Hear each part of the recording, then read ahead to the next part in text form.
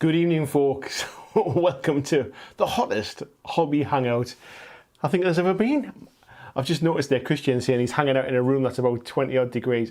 The thermostat in our house said it. I think it said it was 27 or something just before I came up here tonight. And with the lights on in here, my God, it is warm.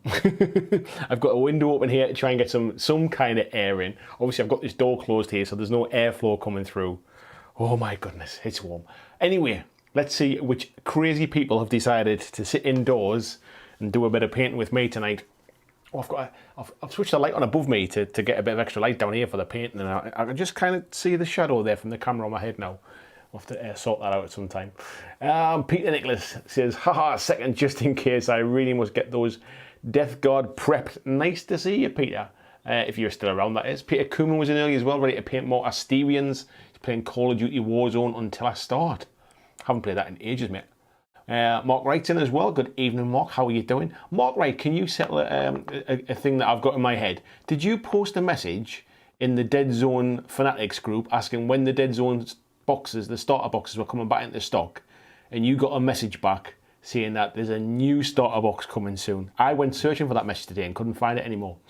Barry Kleiber, hello to you, sir. Yoakum says, good evening, folks. Putting on some water slide transfers to some terrain tonight. I think I could probably use the sweat off my head to take them ones off, I think. Blizzard says, hey, we're the monkeys. There's more, hey, we're the monkeys, yeah.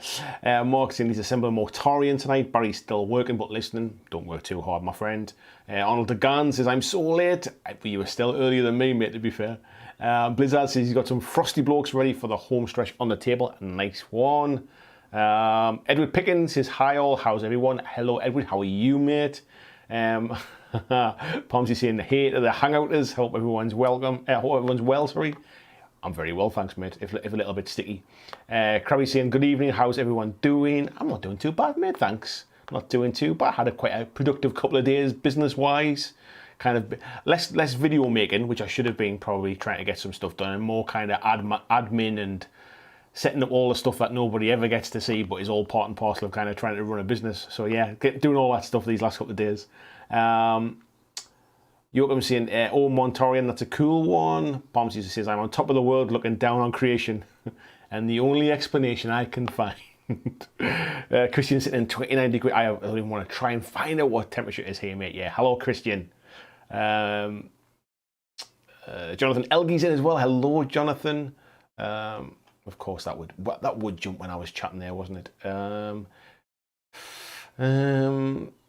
Where we up to? VG out on his run. He's listening for the next 45 minutes. I think VG, keep the pace up, mate. Keep it up. Jim Zorm's in as well. Hello to you, sir. VG, he says it's 8 degrees in Australia. 8 degrees. Kind of dreaming of 8 degrees at the minute, mate. Jessup says Nurgle models are his favourites to paint. I'll show you what I'm painting in a little bit. Pomsy saying, this is my last dance. Hence the shirt. I really enjoyed that TV show. I mean, for anybody that hasn't watched that, I think it was on Netflix, I think it was. Last Dance, all about the Chicago Bulls. Fantastic bit of documentary it was. John Estel saying, even all just chilling tonight, another game tomorrow, and I'll need a hat for my baldy head. I feel your pain, mate. I do feel your pain on that one. Jamie Newton's in, he's sitting in the garden painting some Legion. I seriously... Oh, thank you very much, Arnold. Donated through the super chat there. See, that's my spot. Let me just turn the sound down a little bit on that one. Oh, that's not the sound, that's the Wi-Fi. Let's just turn that down a little bit and then it doesn't interrupt me later. Thank you very much, sir. Very generous of you. I was seriously considering, could I set something up outside? And if it had been a normal Monday live stream, I'd have set the camera up, used my laptop, stuck a light up down at the bottom of the garden, and I'd have done this outdoors. But because I've got the camera for painting and all my paints and stuff, I thought I've got to do it in here, so it's a bit warm. But who knows, next Monday, if this weather keeps up, who knows. David Crabby's just singing along there. David Delaney says, hey everyone, I'm going over some errands, but I'll be back to join the painting. Thank you very much, David. See you when you're back. Mark saying he's here as well, just holding some MTF together. I saw that you were doing your, is it the police station you were doing for Walking Dead, mate? Welsh Wanderer says, sorry mate, can't stay tonight. I have to do some site visits. I hate the staff my firm have. Just thought I'd pop in and say hello. Thank you very much, mate, for popping in. I really do appreciate that. Phil saying, hi Paul, hope you're well. I'm very well, thank you very much, mate. Mark says, I did and was told the one coming out this summer. I knew that was the case, mate. I couldn't paste it and posted it in our Patreon group. And then VJ was asking me today about it, and I went searching for it, and I could not find it. I wonder whether it's been removed. I wonder whether that was a bit of a secret that shouldn't have got out. Starkey saying, all right, mate, how's the day job? It's not too bad, mate. I sat out in the garden this morning. I had my laptop outside, kind of sending loads of emails, chasing a few things up, getting some like sort of banking stuff set up and things like that. So I've had a bit of an admin couple of days, chasing up kind of business lead stuff. But yeah, it's not too bad when you can sit outside. It got to a point where it was just too hot, and I ended up coming inside and kind of having to set up all my paint and stuff on that fortnight. But yeah, it's not too bad, mate. Thank you very much. It's going all right. It's going in the right direction, shall we say. We've got Colton Lane in. Good evening to Colton. How are you doing? Or good afternoon to you, sir, I should say. Peter says, hi, I'm still in. If you don't hear me every half an hour, call an ambulance and tell them it's a heat exhaustion. I will do, fella. Tony says, is that a BlackJack legacy vest? We might look into it at some point in the future. Well, at the minute, no, we've got the Jordan 23 on there at the minute, and it's kind of, do you know what it is? It's just anything to try and cool me down. I would have sat here with no top on if it wasn't for the fact that it looks horrendous. Edward Pickens says, he's well, yeah, thank you very much, mate. Arnold, thank you very much for that donation there. Matt Mountain's in, says he's been painting his Ultramarines, but he's going to build his new Batman models. I just saw your picture, mate. They're nice, those Batman models, I must admit. You'd have to tell me what you think of the quality of them, because I've only ever seen them in pictures and they look nice. Paul's saying, yep, someone going to turn the heating down or what? It definitely feels like someone's left the heating on. Like, you know, if you go away for a couple of days and when you come back and you go, oh, Jesus, there's the heating been all weekend. That's kind of the feeling. Palmsy saying, love The Last Dance, great documentary, whether you like basketball, sport or not, might watch it again. Yeah, I would go back and watch it. I watch a lot of kind of sport documentary stuff on there when I'm sitting painting normally, because I can just kind of like listen to it. So I watch all of the All or Nothing stuff, all the NFL ones. I've just finished watching the one which was the Philadelphia Eagles, which is the latest season. Really enjoyed that. At the minute, I'm currently watching Unsolved, which is the murders of Tupac Shakur and Biggie Smalls. The Notorious B.I.G. and I'm enjoying that at the minute. So that's my kind of my go-to while I'm sitting chilling, doing a bit of painting. Colton saying Last Dance was a good watch. Love getting a deeper look at the 90s Bulls. Yeah, it kind of. I tell you what, we're completely off the painting chat, but that's what these Wednesdays are about. I always knew that. What's it called again? Oh, green hair. I can't forget. His name's going out of my head now. Oh. No. Yeah, you know who I mean. The one that was kind of seeing Carmen Electra. Wrong. The letter R's in my head. Somebody will tell me in the chat in the next 30 seconds. I always knew he was a bit of a law to himself. I just didn't realise how much of a law to himself he was. Phil's in, well done to Matt there. Julian Anchors says maybe just chuck some contrast on Make It Very Night. That might not be a bad show, mate. Barry's saying, need to see The Last Dance. Group in Chicago was lucky enough to be there for all of it. Jordan was an icon. I think it really does just show how instrumental he was in really changing the face of NBA in general as well, I think. Krabby Visions, he's far too sunburnt at the minute. He's got Factor 50 on, hasn't worked at all. Didn't even know you could sunburn your knees. I've had sunburned like calves before. And I've once sunburned my eyelids. That is painful, mate. If you ever get sunburned eyelids, oh my God.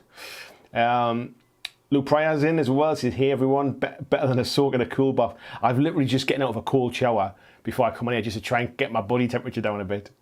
Pomsy's doing a bit of tidying tonight, a bit of lurking. Mark's saying I can't find it. Yeah, it's definitely disappeared me. I get the feeling we might have saw something we shouldn't have done there, mate. Ortega's just popping to say hello as well. He says, likes catching up on the Hangout. Thank you very much, Ortega. I saw that you'd commented earlier on today as well, but it loses the early comments early on. Julian's painting some of the Garden of Moor set. Colton says, think about grabbing the No Fear box to get the Captain and Gravis armour and the Lord of Contagion. Yeah, it's not a bad little deal for those stuff, is it? Mr. Trainer guy in his basketball supervillain voice, get 'em boys. Tim Kelly, all right there, man, it's too hot to paint. This is pouring some null oil on my head to cool down. Let's hope we don't spill the contrast paints again, that's for sure. Peter Cooman says he's bummed out. Actually ordered a Space Marine Command Squad on eBay and it was sent on the 20th of June. Half an hour ago I got a message no longer in stock. Ah, bummers. Mark, All or Nothing is a great series. The college one was so interesting. I've been watching QB1 Behind the Lights, which is about the college, like the not even the college kids, like the high school kids, the quarterbacks. I've been watching Last Chance U as well, the latest season of that one. Yeah, that's all while I'm working, kind of background stuff. Busey's in as well. Nice to see you, mate. Looks in Loved, Last Dance, Last Chance U, sport movies, any given Sunday. What a film that is! Brilliant. Rodman. I knew began with R. I couldn't remember the name. I knew there was an R. I was thinking Rod, and I was thinking Rod who? That doesn't make sense. Yeah, Dennis Rodman. Lizzie Bingham says, remember trying to paint some savage orcs when living in South Africa. 36 degrees. Oh my God. Yeah, and Peter Cummins remind me it's Dennis Rodman as well. I tell you what we'll do. We'll crack on with the painting, folks. So tonight on the table we've got the Death Guard. If you hadn't known from the picture, so I got this set for when the 8th edition first came out. Kind of built them up, had a few kind of trial games, pushing them around the table. Did absolutely nothing with them. Then at one point I painted, if I remember right, I painted this model for a painting tutorial on my channel, probably going back over a year ago now, maybe even a year and a half. Did really, really well. I think that video's over 20,000 views now. And it was a super quick way to kind of paint these things. So what I did was at some point I went back and I just primed everything with the Death Guard green ready to go, and then never really got much further than that. So I think I've got 3 of them kind of painted with the bases still to do. So these ones are kind of done to the level I want. They look a little bit dark on camera, to be fair, but they're kind of like grimy as opposed to like dark, if you like. They look better in the flesh, as they say. And I've got a few that are kind of... Oh no, I've got a 4th one there as well. This one's done. So if I can just kind of zoom up a little bit, you can kind of see there. So it's basically just kind of like base coats, washes, a little bit of highlighting. So I'll be putting them ones on. And I'm kind of halfway through a few bits, so I've been doing a little bit tonight, just putting some of the gold on and things. So I'm just going to crack on through them. We've got these the bigger models as well. These ones to do. So I'm not going to focus on one. I'm just going to kind of batch paint. We'll just kind of plow on through them, and we'll take it from there. So, what's everybody else up to? Yeah, everyone's telling me Dennis Rodman. Thank you very much. Palmsy saying he got sunburnt on Saturday. Couldn't wear a t-shirt on Sunday. I'd imagine living over there, mate, you'd get used to that kind of stuff and know not to do it. I guess the Englishman in you never gives that up. David Delaney says, before I head out, anyone in chat who plays Warcry, what's your take on the Untamed Beasts? My room says they're broken, but it's the only one I've played, but don't know. They are definitely not broken, mate. I've played them a few, like quite a lot actually.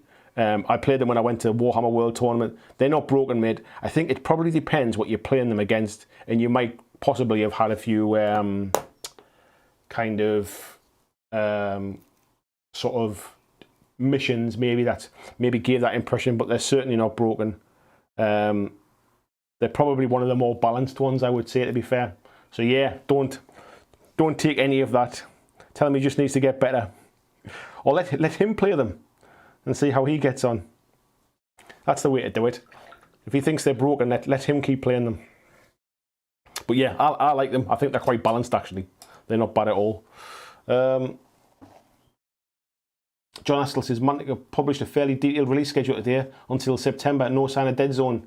So maybe let a big secret slip. Yeah, they said in the comment, mate, they said it was coming in the summer. So either he let a secret slip that he shouldn't have done, and then I'm just confirming that live on the internet, or it was maybe a mistake. But what I find interesting is it's not a forum run by Mantic, so he would have asked the admin to take it down. But the easier way would have been just to delete his comments. So unless it's still there and it's just, I just couldn't find it. But I searched for the comment. I searched for Mark's name on the forum to see the last things that he posted. It might potentially just be being YouTube, not letting me see the comments properly. But yeah, it'll be interesting, mate. It'll be interesting because it's certainly not it's certainly not something they've spoke about. So when they had their open day and stuff, they never spoke about it. I saw the message today where they said they were going to kind of release that basically the COVID-19 thing has completely screwed their release schedule. So they were going to release something today to explain everything, but I've not had a chance to read that yet. So I'll have a catch up with that at some point. Maybe after the stream when I'm mopping myself up off the floor. Get myself an ice cream or something and cool down and have a read of that. But yeah, it's quite interesting if they are bringing a new set, because it's a shame we didn't know about it when we're doing all the other stuff. Would have been a good time to talk about it. So, speaking of kind of bits of new stuff, I got a nice little care package today from Corvus Belli. They sent me the Code 1 printed rulebook. They sent me that in the post in the last couple of days, and it arrived today, all the way from Spain. I'm not sure if it's available to buy yet, but it's nice. Just goes to show that even if you do have an honest opinion, it doesn't because my review of Code 1 was, I would say it was generally positive, but I had some issues with some of the stuff, and it's not a case of they've kind of went, well, didn't like that, we're not helping him anymore kind of thing. So yeah, so they sent me out the Code 1 rule book. They sent me a couple of little of acrylic standees, which are the S2 markers, which were quite nice, because obviously the ones you get in Code 1 are just cardboard punch outs. These were like little acrylic ones on stands, which were quite nice, little kind of collector's things. A couple of badges and some bits and pieces. So I'll get some photographs of them up tomorrow and show you what I got. It's not the kind of thing I would kind of use to review. I don't think I need to review the rule book, as it is essentially a printed version of the free one online, exactly the same. It's not like there's kind of anything different that's in it. But what I will say is it is really good quality sort of paper and stuff like that. It's not like a cheap thing, if you like. So yeah, nice to see that. Had some contacts this week as well with some upcoming stuff that you'll see on the channel eventually as well. So some things that are due for release very soon. Sending some review copies of things out. So yeah, not too bad. It's given me some. I think as the lockdown stuff starts to ease a little bit, companies' release schedules are starting to open up a little bit, and actually it's been quite tough actually, because there's not been a lot of new stuff to really talk about other than the GW 9th edition release. So it's nice to have some, because it's nice to have that kind of stuff to talk about for like live streams and things. Focus on the new stuff that's coming out and see who's interested, sort of gauge the community and things. So yeah, it'll be nice to see the things starting to move again soon. Arnold saying, got that message twice concerning Iron Jaws. Both shops claiming GW for the problems. Yeah, to be fair, the Iron Jaws things, mate, they sold out pretty much straight away randomly. I don't know why Iron Jaws were the ones that sold out fast. I don't know if it's because basically one box, you could make a full kill team out of one box. So it was one of the cheapest kill teams to build. Like when it first came out. So I do wonder whether that was like a factor in it. But yeah, it seemed to sell out really fast, and then obviously they didn't replace them. They never had any intention of reprinting them again. So that was that. I've moved the camera slightly today, folks, as well, just to have a slight more of an angle on it. So that's why if I lean too far forward, you'll get my bald head on the screen. So we'll try not to do that for you. You don't need to see that. 6 in the head saying 30 for 30 is meant to be good. 30 for 30. I don't know if I know what that one is, mate. I'll have to check that one out. Sid Bailey says, long time lurker, first time commenting. Seaton in Liverpool, paying some Bludge Angels Hellblasters. Well, hello, Sid. Thank you very much for being a lurker in the past and for getting involved with the chat tonight. Nice to see you, my friend. Welcome to the chat. You're as mad as the rest of us sitting indoors while it's baking outside. But we'll see how long I can last before I melt into a big hole, and we'll go as long as we can tonight. But it is really, really warm, so I'm not sure whether I'm going to manage to do the normal kind of like 3.5 hours of streaming tonight. But we'll go as long as we can. We'll go as long as we can.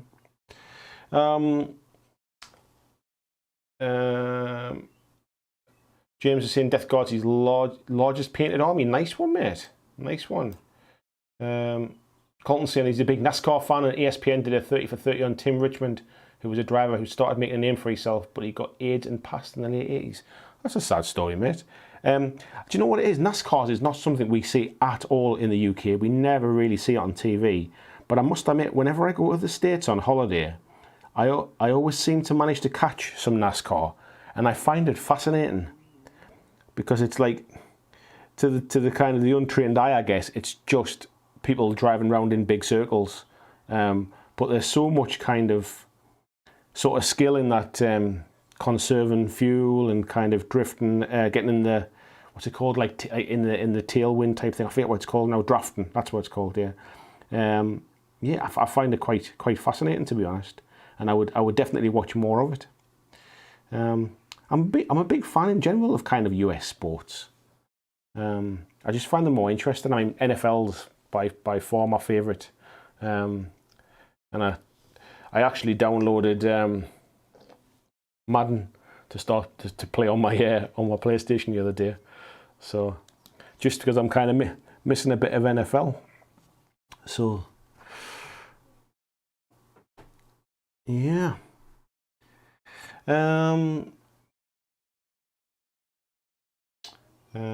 Colton saying it's a sad documentary. I can imagine, mate. Arnold saying, sorry we can't sell you the cards, we blame GW kind of deals.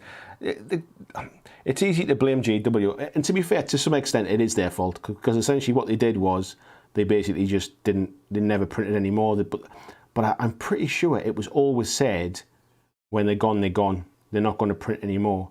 So for shops to be kind of blaming GW, and like there's no point in them taking any more orders if they had no stock. So it's a bit of a mixed bag, that one, I suppose, isn't it? Ortega's he's got kind of the death green. Had planned to paint them, but fell out of love with 40k. So now don't know what to do with the can. To be honest, mate, the cans could be used for a lot of stuff. I mean, it's ideal as a base for kind of zombies or anything like that, even like zombie flesh. It's a good one to use as a base colour and kind of highlight up from there. So you could do that. I'm just kind of picking out some bits really with these, because essentially what I'll do is, if anybody hasn't seen the painting tutorial video I did, kind of pick out the gold bits, pick out the silver bits. Oops, sorry folks, I'm moving off the camera. I wouldn't care as well. I moved the camera tonight. I moved it back a little bit because I thought it was too far forward. Yeah, paint the silver bits, paint the gold bits, paint the kind of gribbly bits with a Screamer pink. What else? Any kind of like, I think I've been painting red on the capes and stuff, so anything like that. And then basically just give it a wash of Agrax really, and just kind of dirty the whole thing up, and it works great for these guys. So I'm not really taking a lot of care on these.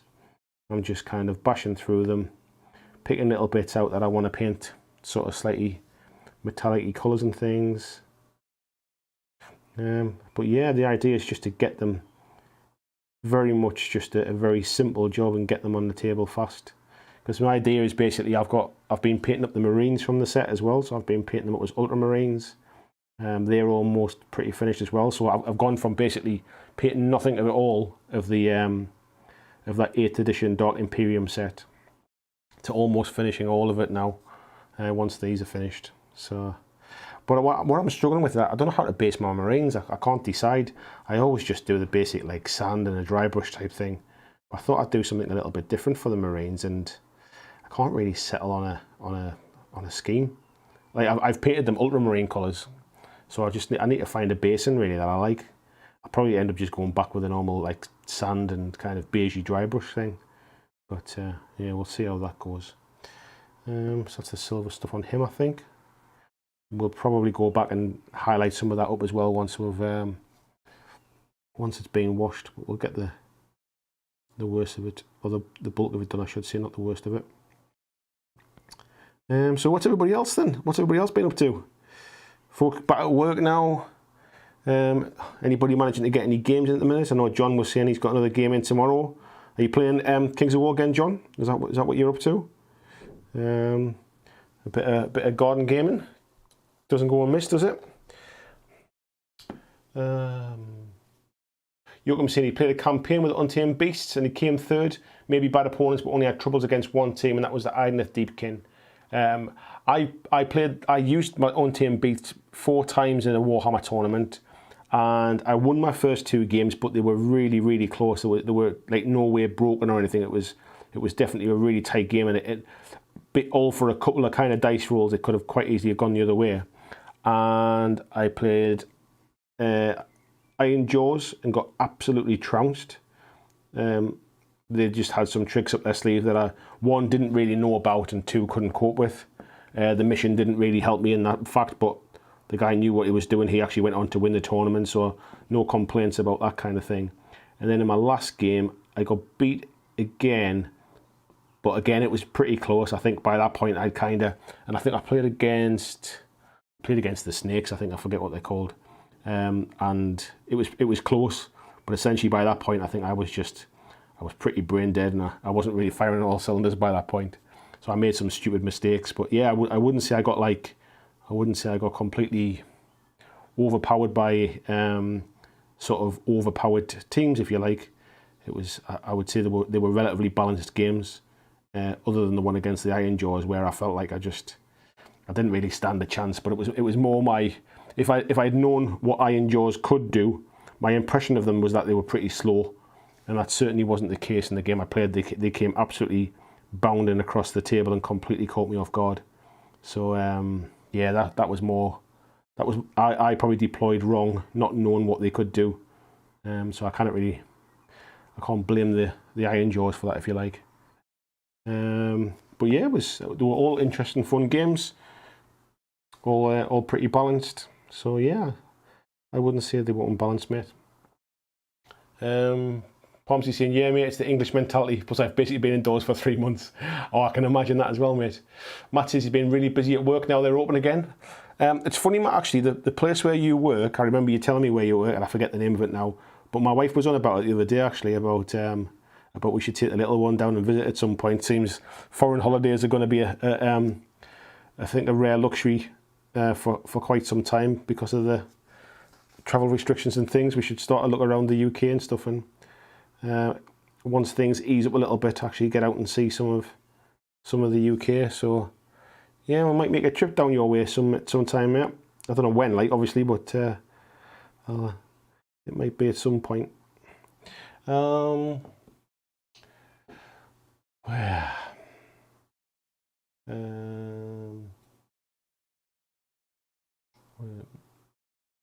Phil said he's been. I might start painting some screams of Sneech. Yeah, get the paints out, mate. Peter Cummins saying that, to be fair, I didn't blame GW for the stock issue, but I'm pretty sure they marked it as sent already. Yeah, that's the problem, mate. You can't blame GW for that one, saying marking it as sent already, and then saying, oh, by the way, GW haven't given us any. Yeah, that's just them being poor stock rotation stuff, if you like, isn't it?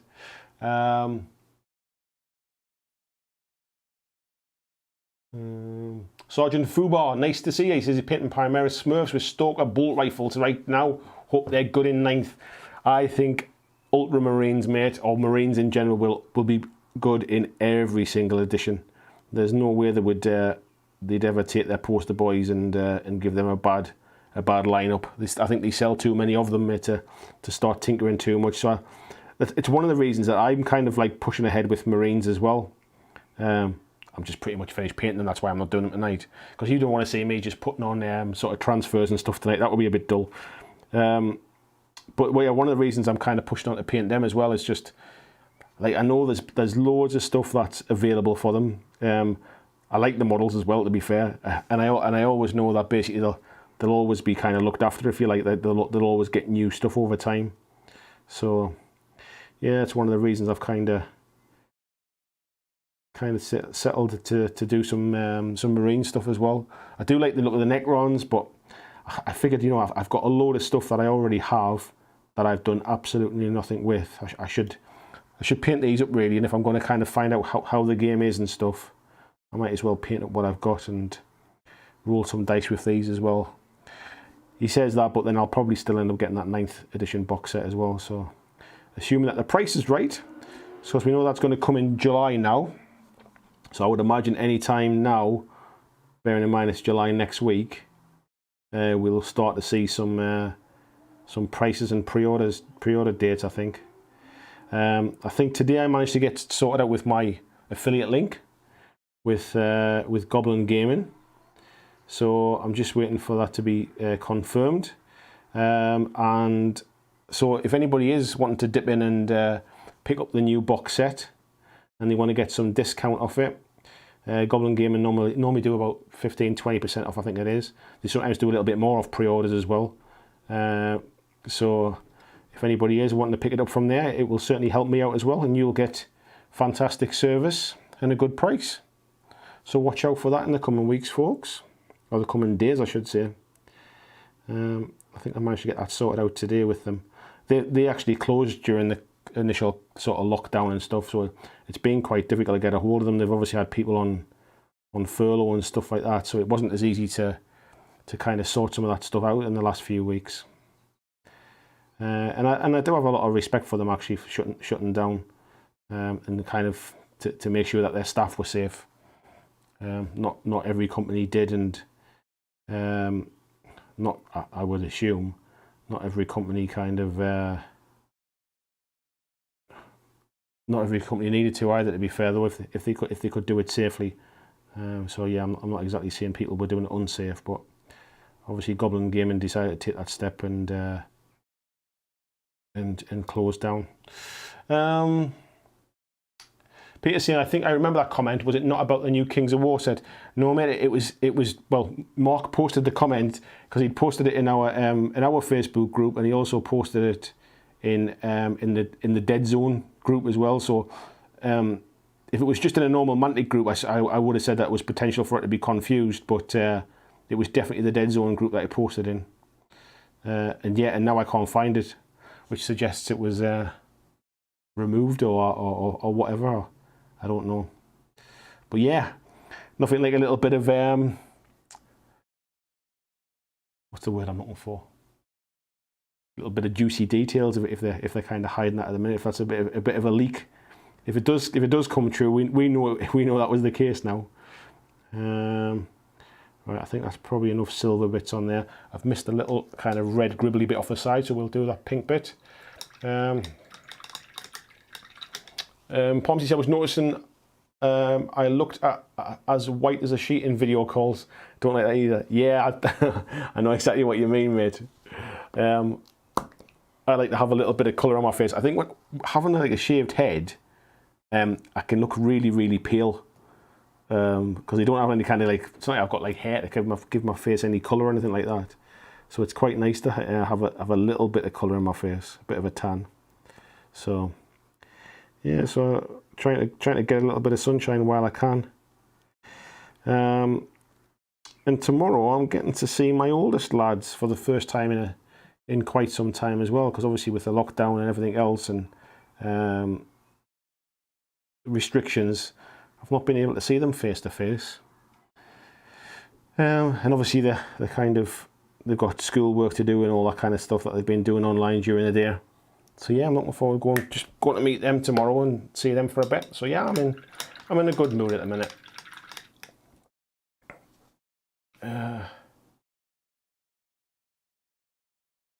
Peter saying video doesn't capture my image.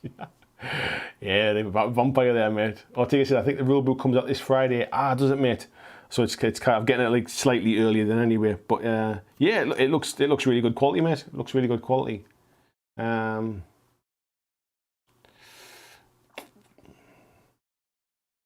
Where are we up to? VJ says, Walk Break, what group was this Mantic release schedule posted in? I feel like I'm missing a trick here. I think it was on their blog, mate. I think they've released something today. They basically they said on like social media, on Twitter and stuff, that they were essentially that basically locked down the coronavirus thing.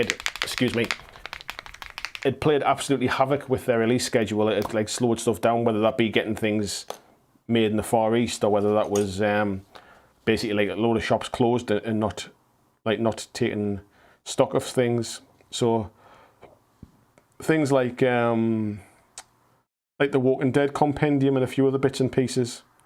I think they're starting to get that back up and running now, so we should start to see things like the Asterians, the new Asterian stuff, the Macedons, those kind of bits and pieces. It wouldn't surprise me if I think the new starter set for Vanguard's just come out, hasn't it? So yeah, it's a few bits and pieces. Now, this might look particularly bright, folks, but once it gets washed over, it takes the brightness out of this red and it really does darken it down. It looks more like, let me find the model. It ends up looking more like this, so it kind of blends in a little bit.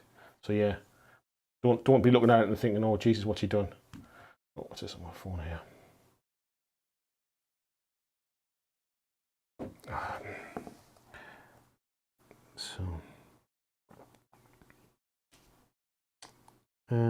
Yeah, so I think it might be on their website. It might be like in the blog stuff, I think, mate. Mr. Trainer Guy says finished up some of these dwarfs the other day and posted pictures today. They turned out great. Muddy ground, melting snow and bushes. Still waiting on supplies to finish the rest. Yeah, it's a shame, isn't it, when you start waiting on bits and pieces to get things finished. But yeah, you're making progress, mate. Good to see. Good to hear as well. I quite enjoyed painting my dwarfs last week. I was painting them on the stream. It was nice to get back and do a little bit of those. I've got my Brock Riders to do and my Earth Elementals, and then I think I might be actually done. I might have one unit left to do, but I'm pretty sure that's me about done with my 2,000 points. So yeah, that'll be a hell of an achievement, and I've intentionally kind of slowed it down as well, because I started to get a little bit far ahead, and what I didn't want to do was finish my 2,000 points like halfway through the challenge thing. The whole point was not to kind of just rush it off as quick as I could. It was to basically use the slow grow to show that basically, you know, just keep plugging away and do a little bit at a time. So I probably could have, especially with the lockdown stuff, I probably could have had it finished now, but the idea was to kind of try and lead the charge on the challenge a little bit. And if I'd finished painting my stuff, I'd have almost drifted out of my own challenge, going, well I'm done now. I don't need to worry about it. So yeah, I've kind of held myself back a little bit on that. But I've really enjoyed it. Doing a challenge like that has definitely been like the way to keep me motivated in a project for quite some time. And it certainly kind of inspired me to know that if I want to paint bigger armies, I can do. And that was something I always thought I would never do, that I would never paint big armies.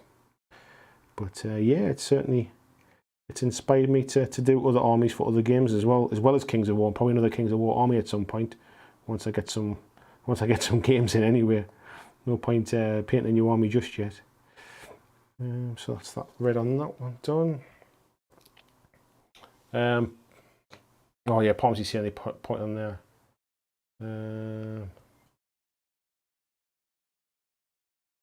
Where are we at?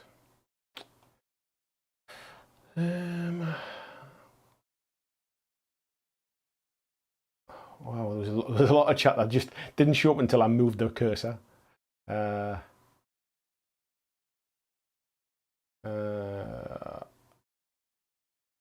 I'll just dive in there. I think Mr. Trainer Guy says new Warhammer stuff that's coming out looks great, that's for sure, but not a fan of the weird space buggy.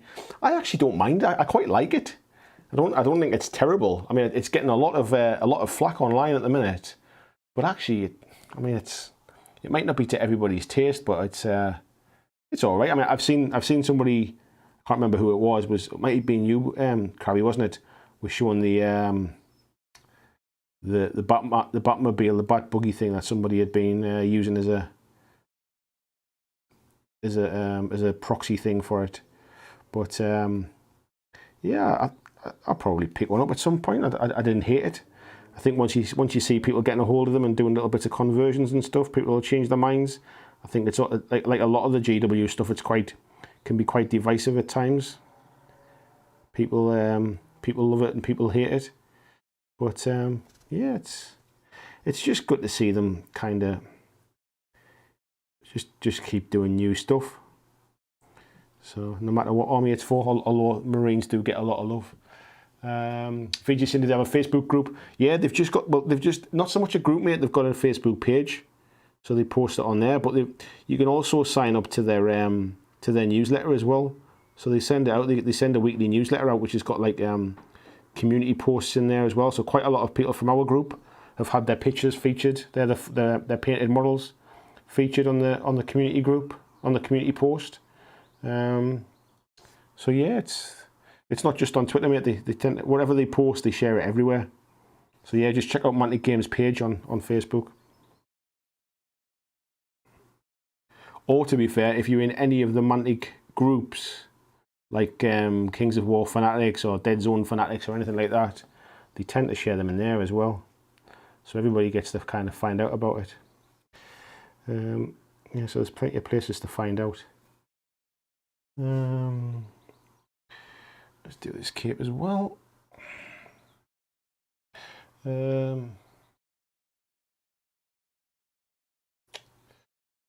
Probably saying painting some metallics on the first Hawk squad tonight. Even on the wet palette, the paint is struggling a bit. Do you know what it is, mate? I've got my wet palette here as well, and it's definitely, I put some cold water on it before I started, and it's definitely struggling to kind of, to keep it wet. Although I do have my beer here to try and cool me down as well, which helps. Probably saying, I can't wait to blow them off the board, mate. They look good. They look good enough, mate. That does me. They'll be fine.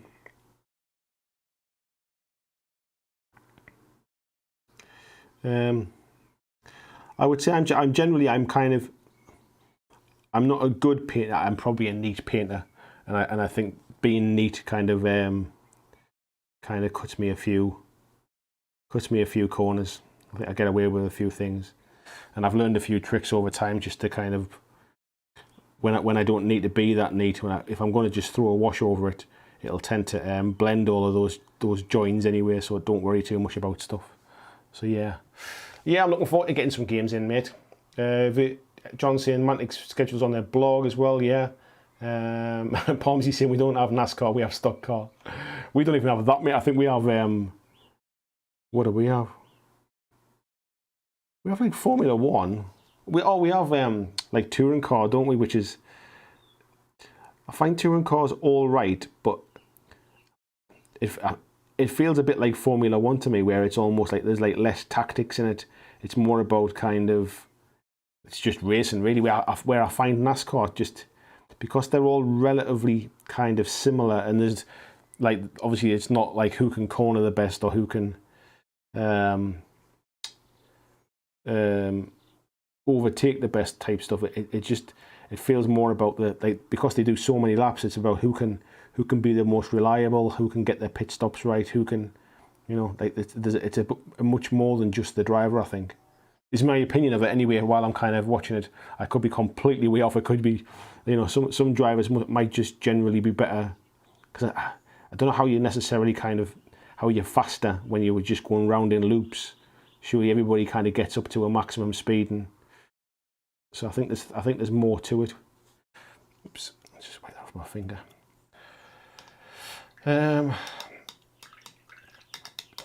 James says, some people are nuts for NASCAR over here. I find it dreadfully boring. I like road races. It's interesting, mate. I see how big NASCAR is when I'm in the States, and it feels like it was constantly on TV. Like if I was in my hotel room and I put the TV on for a bit and I flicked through the sports channels, I found like it was what I found a lot of the times, and it might be just the times of the year and stuff, but I tended to find like rodeo stuff, like bull riding and sort of things, and I used to find a lot of NASCAR. So maybe it was just like a certain time of the year, so it was a certain season. I remember being in Miami for the NBA playoffs and watching them in a bar. I was in Miami as well, and I think the Heat were in the playoffs. It might have been against the Lakers, so going back a few years ago now, maybe 5 years ago. And yeah, that was quite a nice. It was quite a nice atmosphere. I almost bought tickets, but they were so expensive. It was just like, actually, I think I think I'll just spend that money in a bar somewhere and watch it on TV with the crowds. So it was quite nice to do. And actually, last time I was in Florida was when it was the World Cup 2 years ago. And I sat at a bar and watched England World Cup games with a couple of American guys, which was quite fun. So yeah, happy days, happy memories of being stateside. I'm looking forward to going back at some point when the world allows. All right, I think that's kind of about as far as I want to go with them. I think it's probably time for a wash over the top of those now. Oh, I need to do some of the bone stuff. Do I do the bone stuff now? Actually, I wrote down my list of things in what order to do them. Yes, I should do my bone stuff first.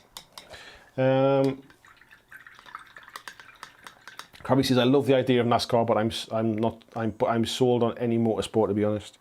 Yeah, there's something about it, mate. I find it because it's just driving around in a big oval a lot of the time. I find it quite interesting as to like there's more to it. Okay, back to running, says VJ. Ortega says, zombies is a good plan, been thinking of getting the Walking Dead game after seeing how many people seem to love the system. Yeah, I'm a big fan of it, mate. I would definitely recommend them. Just use the Death Guard green to kind of prime your zombies, and then basically highlight up a little. Maybe give them a wash over, and maybe highlight them up a little bit to give you your skin tones and stuff. Just helps to keep them stand out from the survivors. Peter says he's just joined the daughter in the little pool today. Too warm for gaming stuff. You're not wrong, mate. I think if I had a paddling pool, I'd be in it as well. Mark Rice said he's playing Blackstone Fortress solo. A nice one, mate. Steve Bonner, nice to see you in, sir. How are you doing? John Estel says he's indeed giving the fish pit another run out in the garden, trying a different list, more elementals. How are you finding them, mate? Are you enjoying them, giving them a run out? Luke says, my workplace is a restaurant due to open on the 4th, and then in bad rain last week it flooded with water getting, oh my God. I tell you what, buddy, it's what I was going to say. It's one of those where it never rains but it pours, but that's probably in bad taste, to be fair. Yeah, I tell you what, mate, this year is not, I don't think it's been a good year for anybody, really. I mean, I suppose for me it's been the year that I managed to kind of sort of start working for myself, which is amazing, and I've been really fortunate that the thing that I love to do happens to be something that coronavirus hasn't really stopped me doing, really. I mean, it's potentially put a block on some of the plans I had, but in the grand scheme of things, it's not really stopped me, so I'm hugely fortunate in that respect. But yeah, not been a good year at all, mate. Mark Cruz said he's been painting the island and token from Dreadfleet. Mind you, today I'm painting Flames of War US troops. That's a nice way to kind of mix things up, mate. Bit of Dreadfleet and a bit of US stuff. I'm alright for a drink at the minute, actually. Thank you very much. I'm not talking myself, folks, by the way. Yeah, if you don't mind the noise. Yeah, that's my wife. Just now the little one's asleep, I can open the door and try and get some airflow in. She kind of opened the door, just went. So, what was I just talking about there? Completely forgot. Christian saying no painting in this heat for him. He's playing D&D again on Saturday and hopefully getting everyone set up for the introduction. I tell you, so Christian is running a nice little kind of D&D one shot for a few of us. So I'm in it. Krabby's in it. I think Yoakum's in it. I forget who else it is now. There's a few others as well. But I know Anna from Red Rose Wargaming, she's in it as well. But it is mine and Krabby's, I believe, our first ever sort of foray into Dungeons and Dragons, or for me, certainly first into role-playing at all. So I'm really looking forward to it. I've got my character. I've picked my character. I'm going to be playing a half orc fighter. I forget what his name is. I've got it written down somewhere, but I've set his stats up. I've got his backstory in my head. I need to write it all down, but I've got his backstory. So yeah, it's pretty exciting, mate. Looking forward to it. Getting my D&D on. So we'll see how that one goes. Not quite sure I'm ready for doing any live streaming of that kind of stuff. But maybe one day, if I get hooked on it, we might introduce some into the streams and things. But yeah, I'm really looking forward to it, and thank you very much to Christian for taking it upon himself to organise that as well.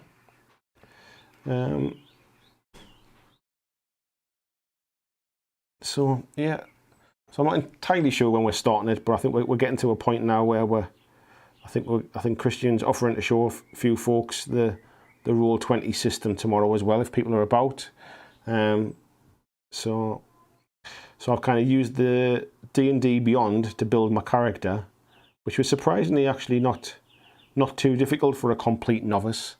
And as I was saying to the guys in the chat as well, that essentially, like, even like when it comes to like the fantasy side of things, like sci-fi has always been my main bag. So I kind of struggle a bit when it comes to fantasy stuff, because I don't even necessarily know like the races. So when people start talking about sort of dragonborn and things like that, to me it's a bit like, you know, I guess it's got something to do with dragons, but I don't really know what it is.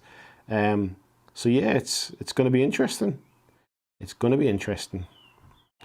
And as I'm sure you all know, I can talk for England just for a bit of fun anyway. So I shouldn't have any problems with rabbiting away too much.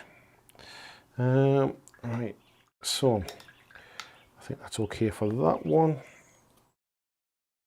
Noxie said, I'll be having a kill team at a mate's house before the store. I'm technically high risk, still it will be awesome. I think, mate, I mean, I know it's still classed as high risk and stuff, but I think we're getting to a point now where the risks are they're becoming under control, if you like.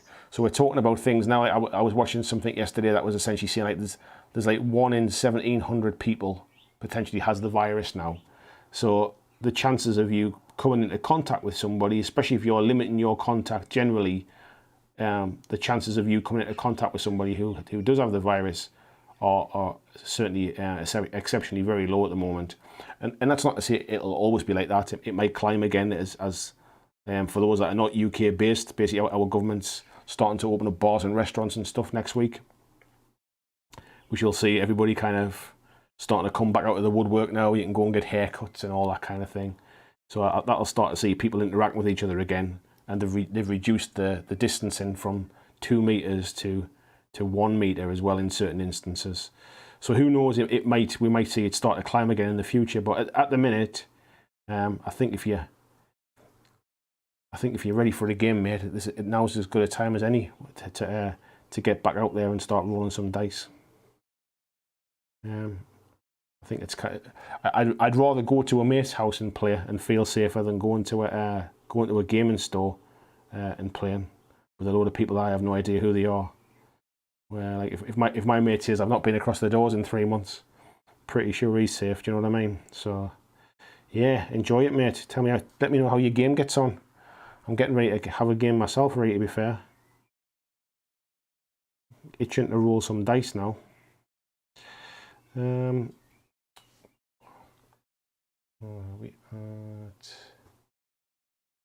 Jimmy Newton says he gave in and he bought Legion for his son. He's had a couple of games, really enjoyed it, except where he tailed him every time and he's 9.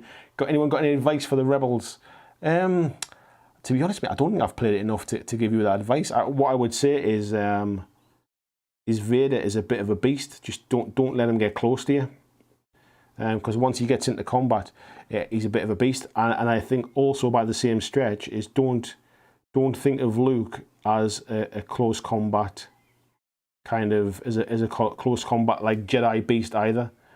Like you don't want to send him toe to toe with Vader, for example. For all it might be very thematic, it's not the best idea, mate.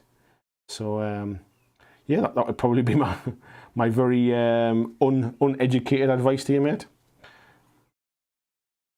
Speeder bikes are a bit of try with the speeder bikes, almost try and almost rally them into places, because they have to keep moving, don't they? They can't stay still. But if they fly off the edge of the board, I think that's it for them, isn't it? So yeah, you can almost try and stop. Like, don't give them somewhere to go.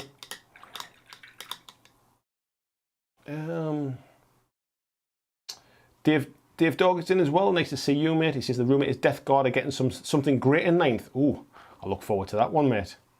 Joachim says you really need to use the war ability with the Iron Jaws, then they become fast in numbers. That's exactly what caught me out, mate. I didn't have a clue that they were so fast. Ortega's going to head off now. He says catch the video tomorrow. Thank you very much, mate. Dave says it was a bit silly, but he didn't buy the Blackstone Fortress expansion with the Death Guard, forgetting that it will have cards and special rules inside. Got one of the few left. I think the problem with that that Death Guard expansion, mate, was for anybody that already had any Death Guard models, it was just the same stuff, wasn't it? It was more of the same kind of poxwalkers and things. It's a shame that it wasn't something a little bit different. That's my only kind of observation of that one.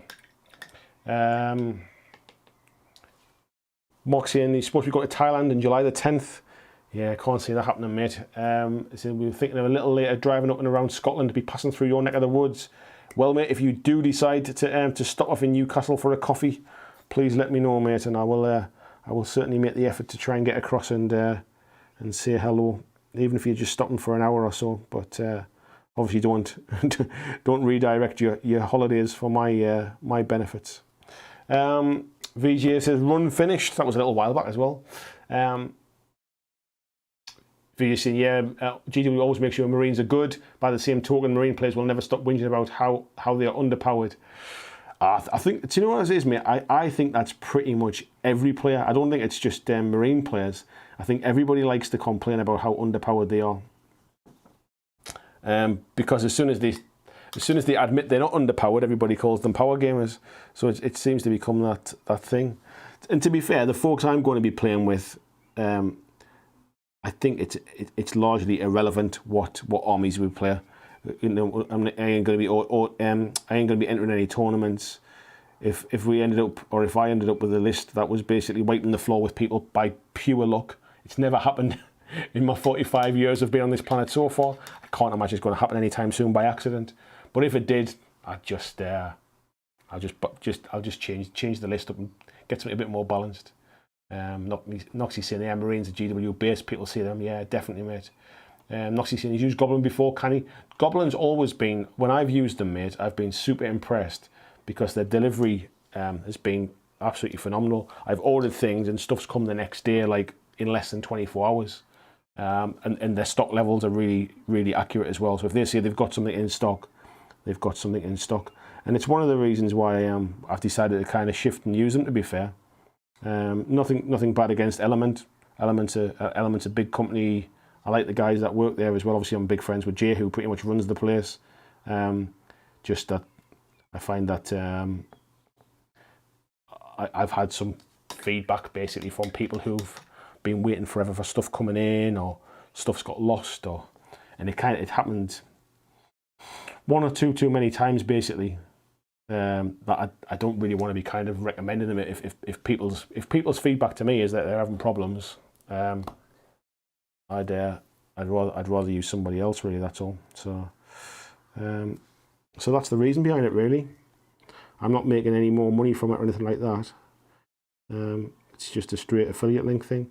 We were talking about doing something a bit more along the lines of a sponsorship type thing a while ago, but to be fair, with the coronavirus and stuff, I think they're essentially having to tighten their belts a little bit and keep an eye on stuff. So certainly at the minute, all of that kind of stuff's well on the back burner. I'm just looking to see if there's any other bits and pieces I need to paint up before I put the washers over these. Egon, good evening to Egon. How are you doing? He's saying, do you stream on Twitch too? I don't, mate. I do have a Twitch account. I streamed once on Twitch. I actually streamed me playing Spider-Man on PlayStation 4. And I think a few people came and watched from here. I remember who was in. Robert Zunk was certainly one of the folks that was in there. I remember Robert being there. I can't remember who the other ones were. But yeah, I did it just as a bit of a test, really. I found Twitch really, really difficult to get my head around after using YouTube for so long when it comes to like the creator side of things. But yeah, at some point I might revisit it. It's another avenue, like another stream, something else to look at in the future. So, but yeah, currently, no, mate. Hello there, by the way. Jonathan saying, evening's late in as well. How far behind the chat am I? I'm about 30 minutes behind the chat. Krabby saying he's currently the colour red. Stotty saying he's just finished painting his 2nd edition Dead Zone. They must have removed it as not to stress us out. That's what it was. Christian saying, yeah, definitely good value, gives you a discount for D&D Beyond to get the Digital Essentials kit for free and the Digital Player's Handbook for half price. Ah, nice one, mate. Stotty saying the Whisperers are coming too. Yeah, I forgot they hadn't arrived yet. So yeah, you're right, mate. I forgot about them. Matt's saying these Batman models are new, softer plastic rather than the brittle resin. Are they really, mate? I assumed that they were still resin. That's interesting to know. I'm tempted. I might pick that up myself, mate, because I think I mentioned the other night. I'm a big fan of Batman. I really do. Like Batman's my kind of comic book stuff, if you like. I've got pretty much. If I look on my shelf over there, I've owned, other than The Walking Dead and Hellboy, Batman is the only kind of sort of graphic novel stuff that I've collected. I love Batman stuff. So yeah, if that's plastic stuff, mate, I could be tempted to pick that up. Right, let's just get a big stinky wash over the top of all this stuff now then. Have I got a decent wash brush? Not really. All my brushes are a bit goosed now. The brushes that are a bit goosed that I leave and then use as wash brushes are now all a bit goosed as wash brushes as well. Arnold says, any chance that by mid-July we can freely travel to the UK again? I think potentially, Arnold. I think they're starting to like sort of get flights and stuff set up, but the problem is, I think by the time you'd come here, I don't know what you'd want to come for because there'd be nowhere open really. That's the problem. I'll just dive in somewhere because there's loads of chat here. Regis has decided he's going to pull the trigger on Monster Apocalypse. Just waiting for his next payday. Excited to play it. Nice one. Let's. Peter's just sent me a message saying, was it this one? Let me check Peter's message. I won't put it on camera. No, mate, it wasn't that one. That was the one that Mark posted in our group. He also posted the same question in the Mantic group as well, in the Dead Zone Fanatics group. And it wasn't Ronnie that replied. It was either Rob or it came from the Mantic account, which I think are the same thing, to be fair. But yeah, there was definitely a comment there. Mark will back me up. Christian saying Andy's character is called Agadirk. That's the name, mate. It was one of the names that comes up, in the random name selectors. I just kept going until I found something that sounded sort of suitably orky. So yeah, so that was it. So folks, what I'm doing now is essentially just, so it looks kind of bland at the minute, doesn't it? But as soon as we start to get the wash on, it'll start to kind of give a little bit of depth to things. And essentially all I'm doing is I'm just kind of layering this on, just not taking too much worry about it, just making sure I don't miss any bits, because that's the thing, when you're layering it on like this, if you miss any bits, it looks really weird. So just kind of make sure it goes on. It takes a little bit of the shine off the gold as well, which is quite nice. Because I get the impression like these kind of dirty, gribbly models wouldn't really have kind of polished metals and stuff. They'd be pretty dirty and pretty grimy. So that's the plan, really, just to wash them down, just really knock the brightness of it back, and do it that way. And it just gets them on the table super fast. If anybody's interested, I do have a video, basically I've done a painting video on exactly how I've done these, and I've also done a painting video on how I very quickly did the Pox Walkers as well. So for those thinking, oh, I don't want to paint Death Guard because there's too many little bits to paint, it's almost a blessing in disguise, really, because there is so many bits that washes look great on them, because they really do pick all the bits out. So when it comes to stuff like this, I'm not trying to do kind of like the best job I can do. I'm just trying to get them on the table and get them to a level I'm comfortable with. And that's really a lot of what, like that the video I was saying about tabletop standard doesn't exist really. that's really a lot of like what I'm doing here. Really, I'm not painting these for anybody else. I'm painting these because I like to have a painted army on the table. I've got time on my hands to paint them, and I'm just trying to get them to a good enough state, really. And that good enough state is what's good enough for me, not what's good enough for anybody else. So yeah, so never feel like you have to kind of live up to other people's standards, really. Yours are the only standards that you need to paint to. And if you're happy with the finish, then you've done a cracking job. So let's scroll down a little bit. Krabby saying first time role playing for me outside the bedroom. Palmsy saying all he knows about Dragonborn is Skyrim. Yeah, I haven't even played enough Skyrim, mate, to know what that means. I've got Skyrim at home actually. I've got Skyrim for PlayStation 4 for the VR thing as well. So I probably should play more Skyrim at some point. I really I played quite a lot of Elder Scrolls, but for some reason I got a little bit sidetracked with Skyrim, and I never went back to it. In fact, I don't think I ever like kind of had a battle with one of the dragons or anything like that. So it just shows how little I played of it. Other than that first dragon that flies over your head at the start and attacks the town, like the place where you get brought into as a bit of a prisoner. Other than that, so that's the first one just washed there. Just make sure I've done all them bits. That's ready to dry out. For anybody not knowing, that is the Geordie way of saying dry out.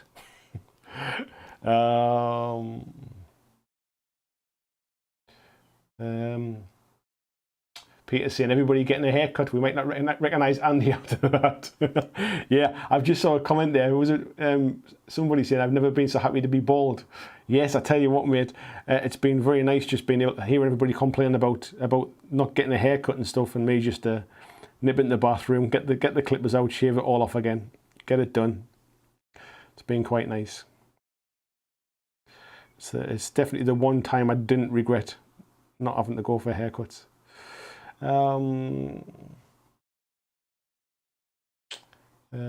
Six in the Head says I want my D&D name to be. Yeah, I ain't going to press anything else that you struggle to pronounce.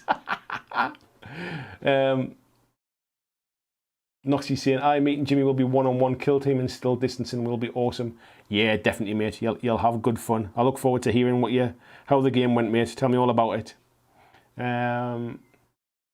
Yeah, Mark's saying the comment's definitely gone.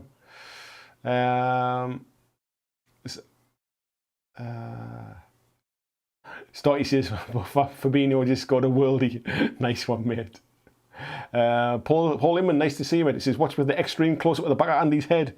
There you go. If you really wanna see, there is some hair there.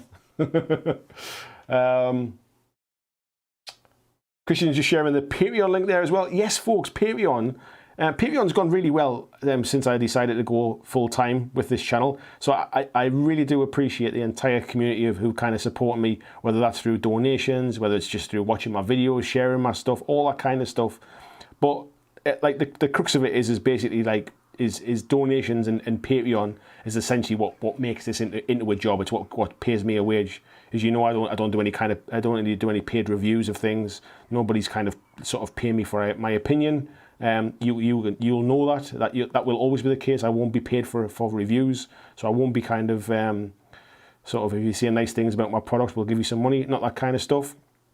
However, I do rely upon that Patreon growing over time, and it is growing. But as with everything, it's not like, you know, it's not right where it needs to be by the time I have to make a decision on whether this is a long-term venture I can continue with. And I've got time. I'm not saying it needs to be there today, but yeah, if you are kind of if you do enjoy the content I do, you like being part of this community, and you want this to kind of carry on in the future, supporting the Patreon from just as little as $2 a month.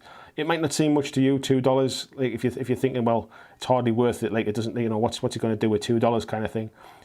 It's like if 100 people all give $2 to the Patreon, you know, it soon mounts up, doesn't it? So never think that you're embarrassed to give a little bit or anything like that. Never feel obliged to give more than that, unless you really want to for the different the different tiers and the different bonuses.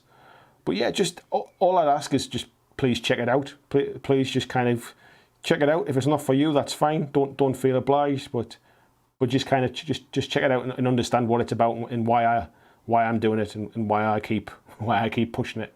So yeah, thank you very much, Christian, for sharing that. It really does help. And I think we mentioned this on Monday.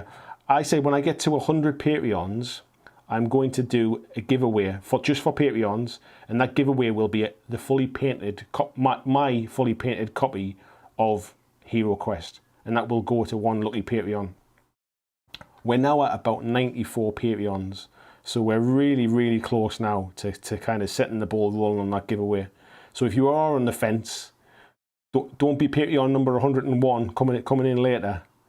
Do it now. You can cancel it at any time you want. You can take it up now and get involved for when we hit 100 Patreons and drop out later if that's what you want to do as well. But yeah, just check it out. Just that's all I ask really. Please give it a look and see what it's all about, and make an informed decision that way. Anyway, sales pitch over. I've got to remember that it's like at the end of the day, that's how I make my money. Like if I sold games, I'd be telling you about the games, wouldn't I? I'd be trying to sell you a game. I'm selling myself basically. I'm selling the community. I'm selling the whole package. So,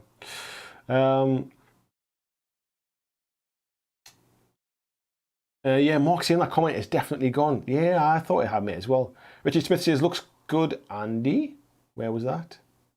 I did my Death Guard with cheap army green spray and then super watered down snakebite leather to grunge them up. Can't wait for the escalation league to start off once again. Yeah, that's the thing, mate, innit?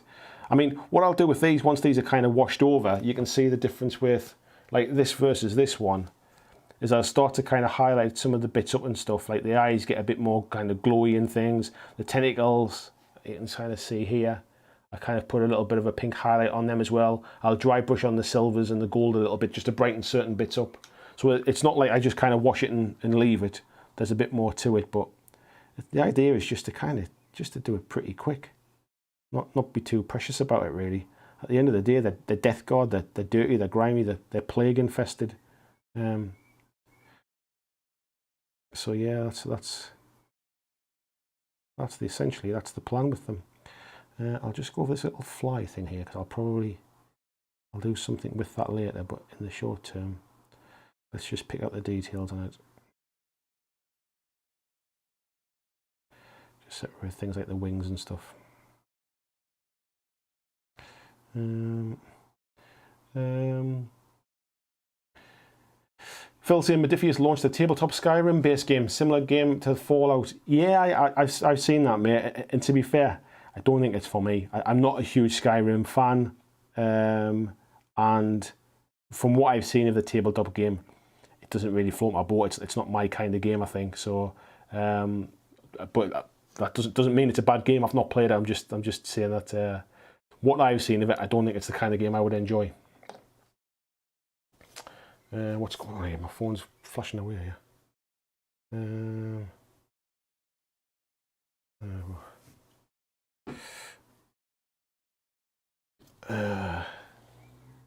Right. Get a bit more in here.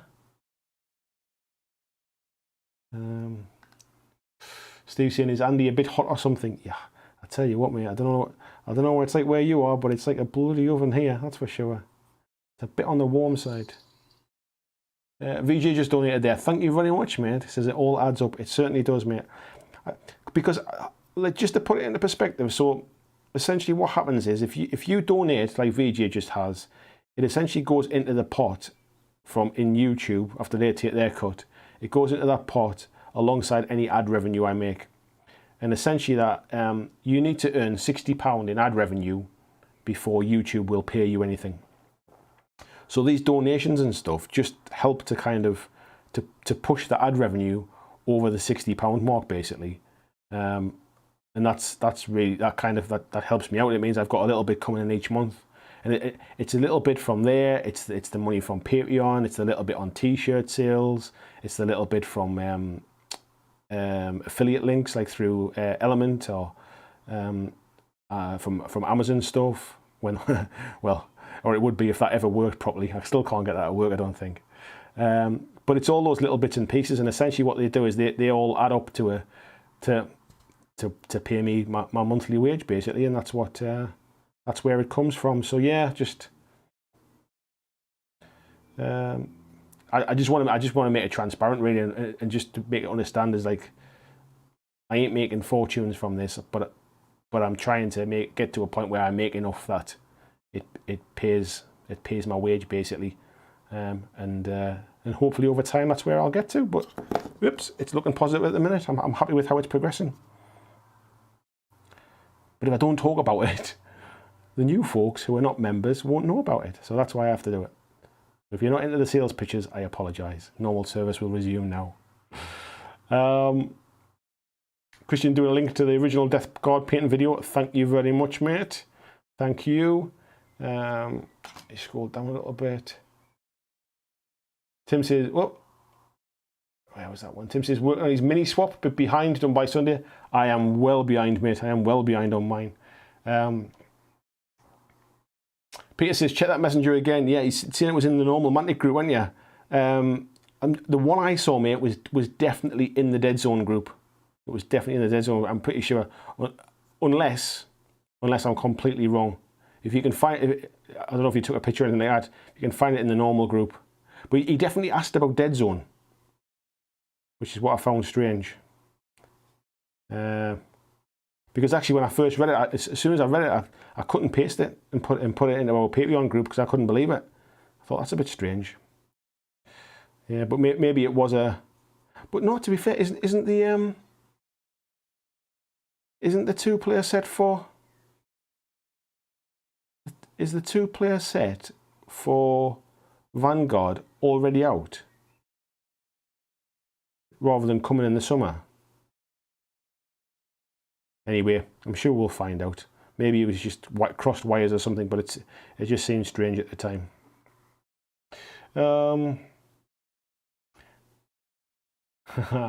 VJ saying that Hero Quest is mine. I hope it is, mate. I hope it is yours. I hope it. Well, it'll go to a good home because it'll go to a Patreon. And to be honest, folks, I mean, it's a little bit like. It's a bit symbolic, really, what I'm doing. It's not because it's like I necessarily like kind of want to give it away type thing. It's more a case of like I wouldn't be getting to do what I'm doing now for a job if it wasn't for folks kind of supporting me, and that's just a way to give something back. Like so, like you kind of stepped up to the plate and helped me. So I'm kind of showing you what it means to me, how important it is to me to kind of say thank you, really. And that's kind of the point of it, really. It's not because I'm sure there's a million other things that people would rather have. So yeah, yeah. So that's that.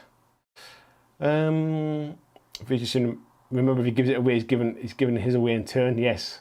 Robert Mossel says, what wash are you using, Andy? It's just Agrax Earthshade, mate. Just the liquid gold. VJ says 29 degrees. That's just starting to get warm in Australia. That's unbearable, mate, in the UK. Like especially in the northeast. Like we get like our normal summers are like 17, 18 degrees, like 20 odd degrees on a good day. If we start breaking like over 25, it's like Jesus Christ, it's time to melt. We just don't get weather like that here very often. And what tends to happen is because down the coast, like near the beach, you tend to get that kind of sea breeze and stuff, which takes some of the heat out of it. But today, and in these last couple of days, it's just been like really still. There's no airflow. Like I'm sitting here with the window open and the door open to try and get some airflow going. There's no movement of the air. It's just really still. So I'm sure you guys you're all sort of all got your aircon units and you're all built for it. Your bodies have adapted.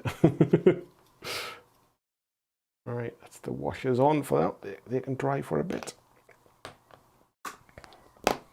Where else are we at? Starty saying the minis game don't capture the spirit of the video game. Gloomhaven is more like the video game than Call to Arms. Gloomhaven's more like the video game. Is that right, mate? Didn't realise that. Debs is in as well. Nice to see you, Debs. How are you doing? Joachim, thank you very much for the donation. He says, love these hobby hangouts. Voice chat hobby hangout in the Discord group could be a fun thing too. Yeah, I think we should maybe do something like that as well, mate. I think we can set that up. One of those things where people can just kind of come and hang out. The voice chat's there. What I'll do is I'll set up a voice chat channel or something, and people can just kind of say, look, I'm painting tonight. Does anybody want to join in or something like that? That would be a good way to do it.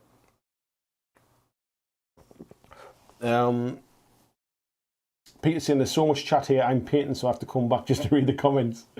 Christian says, speaking of t-shirts, just grab yourself one or two. Thank you for sharing, Christian. Appreciate that. If you do join the Patreon, I think it's at $5 and above. There's a discount code as well. So if you are thinking about buying a t-shirt, it might be worth checking out the Patreon first. You might almost like sort of pay for your month's Patreon by getting a discount off the t-shirts. Nice to see you in, Deb. How are you doing? Robert Marshall says he's ordering a new t-shirt soon as well. I'll have the lot soon. I'm due to do some new designs, I think, and potentially retire some of the older ones. So we'll have to look at that one. Where are we up to?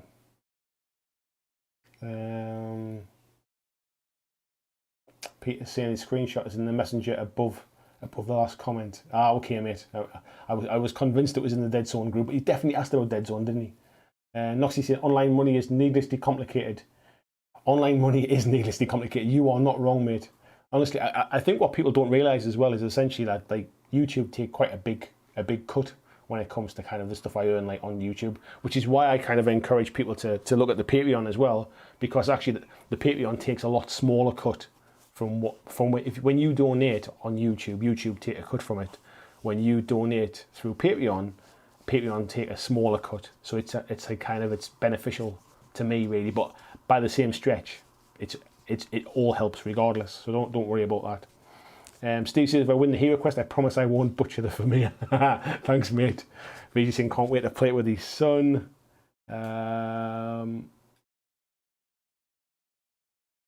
VJ saying sec. What country is that? It's Swedish Coronas, mate. Swedish Corona. I used to work for a Swedish company. Busey said, got one of those portable AC units. It's good apart from it sounds like being on Ryanair flight. Yeah, I don't even know if you can buy air conditioning units in the UK. I've never seen one anywhere. We never get it warm enough. Timbo says, haven't been here for a while. Took a bit of hobby hiatus. Looking forward to the new 40K. Welcome back, Timbo. Hope you're well, mate. And yeah, if you've missed it, I've got a bit of 40K on the table tonight. So we're doing a bit of that. Let me just go back to the main screen while we're just sitting. I'm letting my wash dry while I'm having a beer. Pomsy saying, forgot to use the bloody t-shirt code, so you owe me a couple of quid. I tell you what, mate, that's all I make, a couple of quid. VJ says, I regularly do voice and video chat and tabletop minions Discord, could probably jump into a BlackJack one if people are keen. VJ, as long as it's not Swedish chefs. Peter Cummins says, we're working on a new 2-player starter set, which should be available this summer. That's what the comment from Mantic says. Yes, but the question said, hang on, let me have a look. The question said, have you any idea when you'll have Dead Zone back in stock? Chris Dawes just pledged on Patreon there. Thank you very much, Chris Dawes. Thank you very much. He said, hi, do you have any idea when you'll have Dead Zone back in stock? Many thanks. And there's replied saying, we're working on a new 2-player starter set, which should be available this summer. So that to me is a reply to the question about Dead Zone. So Timo says, all good here. I hear you've taken the opportunity to go full time. I have, made it. There was a couple of things fell into place really. One was from the back end of last year, I was getting ready to kind of I sat down with my wife. We went through the finances. Could it really work? Is it possible if I kind of buy myself some time?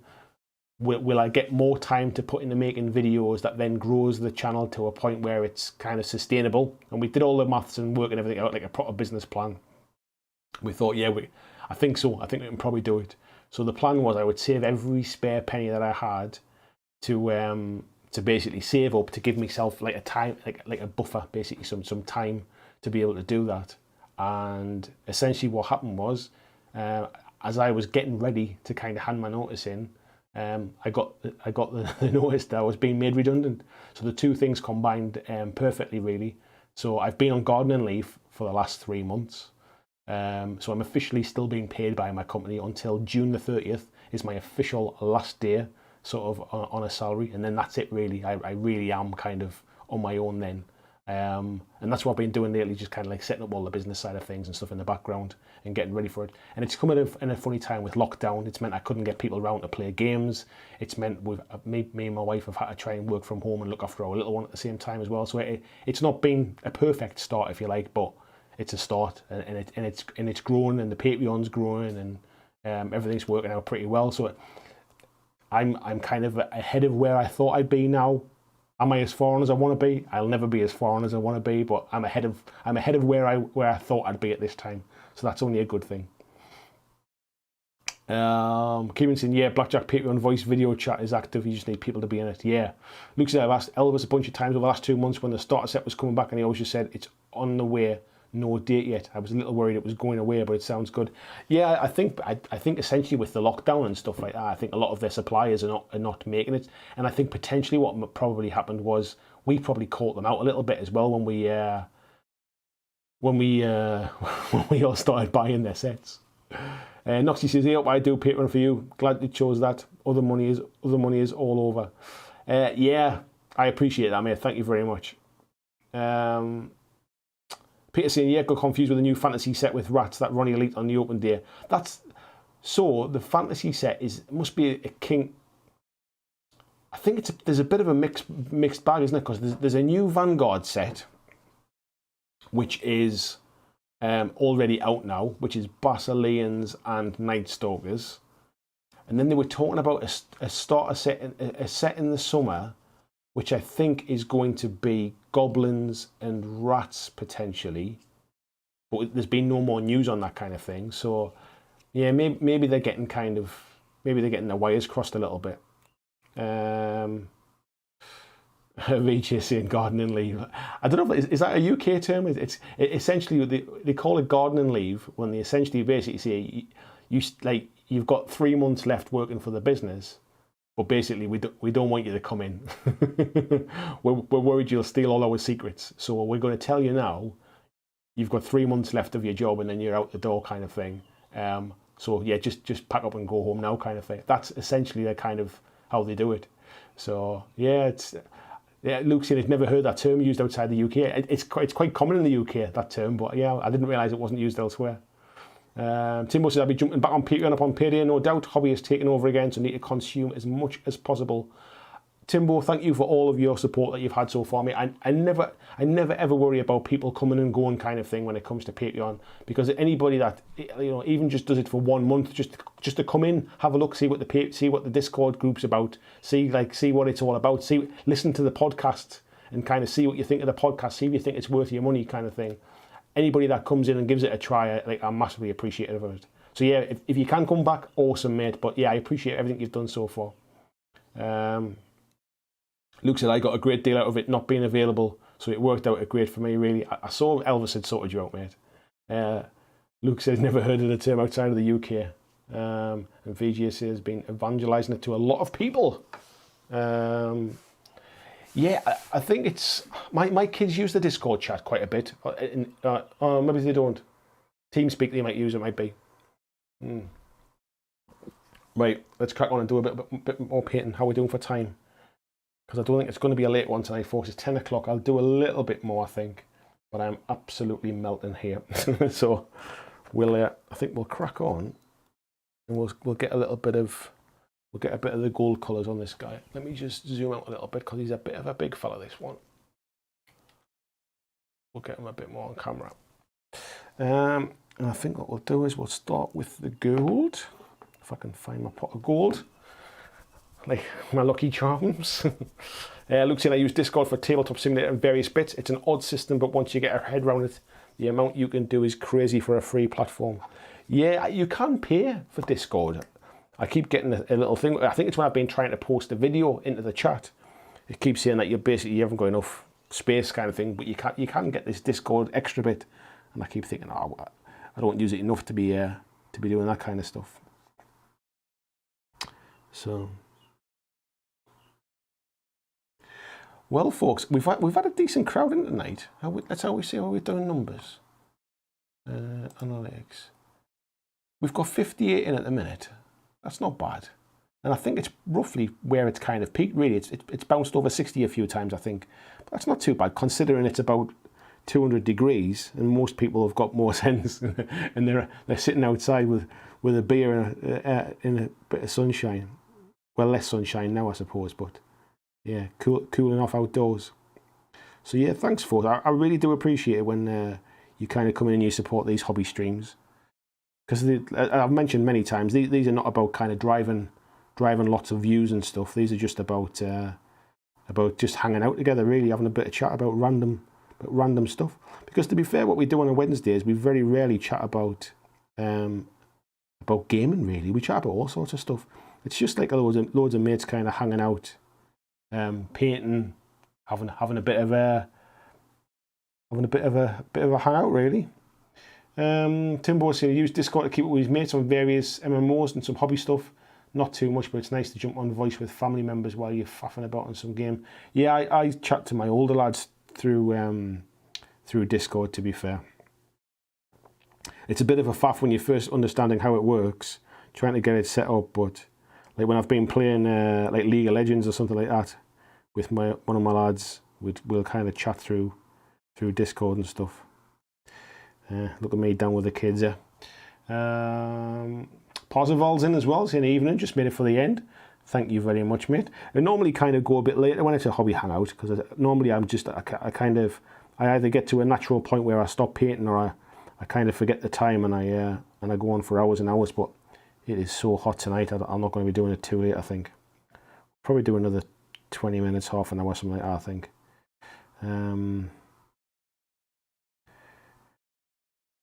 And then I might even go and sit outside for half an hour with a beer and cool off. Palmsy's saying it, I like chatting more random stuff in these streams. I try to keep my Monday night comments more on topic. To be honest with you, it's one I used to kind of like throwing in a bit of a random, and I used to call them random rambles. I used to throw one of those in on a Monday night.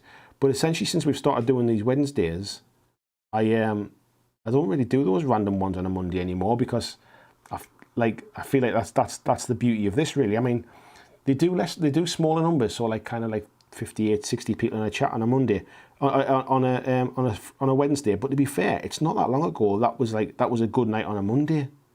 Now Mondays are kind of over 100 generally. It's just it's nice to kind of just see things progressing.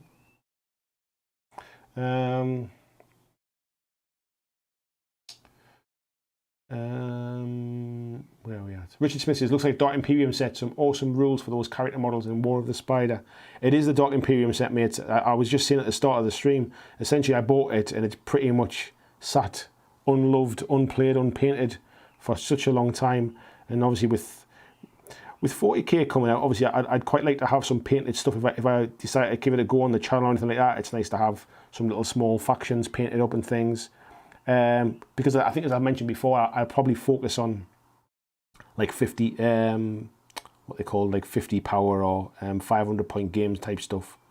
But I also, obviously, I want to kind of paint what I've got before I buy anything else, because if I can't kind of motivate myself to sit and paint what I already own, the chances are if I buy the new box set or whatever, that's probably going to, the same thing will happen. What happened to these is they'll get built and then they'll sit in the box for the next 3 years.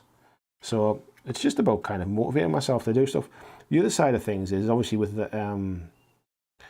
channel at the minute as well. Now we're going full time. I'm looking for more and more things to cover with content, and there's not a lot happening at the minute. Like sort of a lot of the things that's kind of like not set me back, but like I haven't gotten off to a flying start, if you like, with going full time, is because a lot of the companies that I'd set up like meetings with and set up kind of stuff with have pretty much kind of tightened their belts. They've had a lot of people on furlough. They're not releasing the new games that they were going to release just yet. There's some of their the factories that supply them have closed down, so it's actually quite difficult to get my hands on new stuff to talk about, really.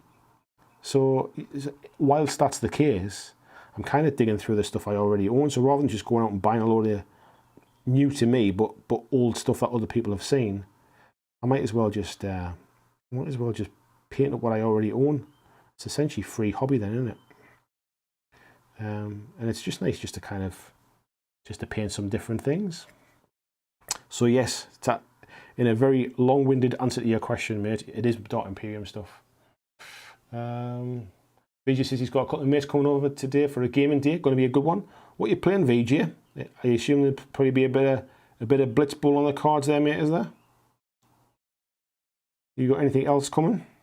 Has one of your mates got Monster Apocalypse? Is that what you think they're picking up, or is it new to all of you?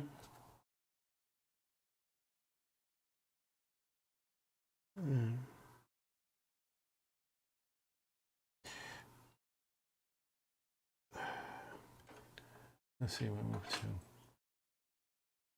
to. Noxie's saying he's hobbying in his loft where his stuff is. It's dying so hot. I tell you what, mate, it's so hot when you're sitting like a loft. I used to have like an office in a loft, and it was roasting.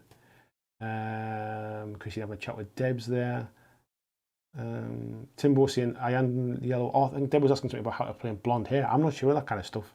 Vijay saying it's cheat day on his diet, so it's beer o'clock as well. Luke saying what platform do you edit videos on? I use Adobe Premiere Pro, mate. I pay for the month. Do you know what it is, folks? My wife's just outside in the garden waving away there through the open window. She can obviously hear me talking away. That's what it is. I can hear her chuckling away like a mad woman. Yes, Premiere Pro, mate. I pay for the monthly subscription to the Adobe what's it called? The Adobe Cloud thing. So you get all of it. You get Premiere Pro, you get Photoshop, you get After Effects, all the different stuff. So yeah, I'll be honest. I used to have a dodgy copy of it, basically like a pirated copy from many years ago.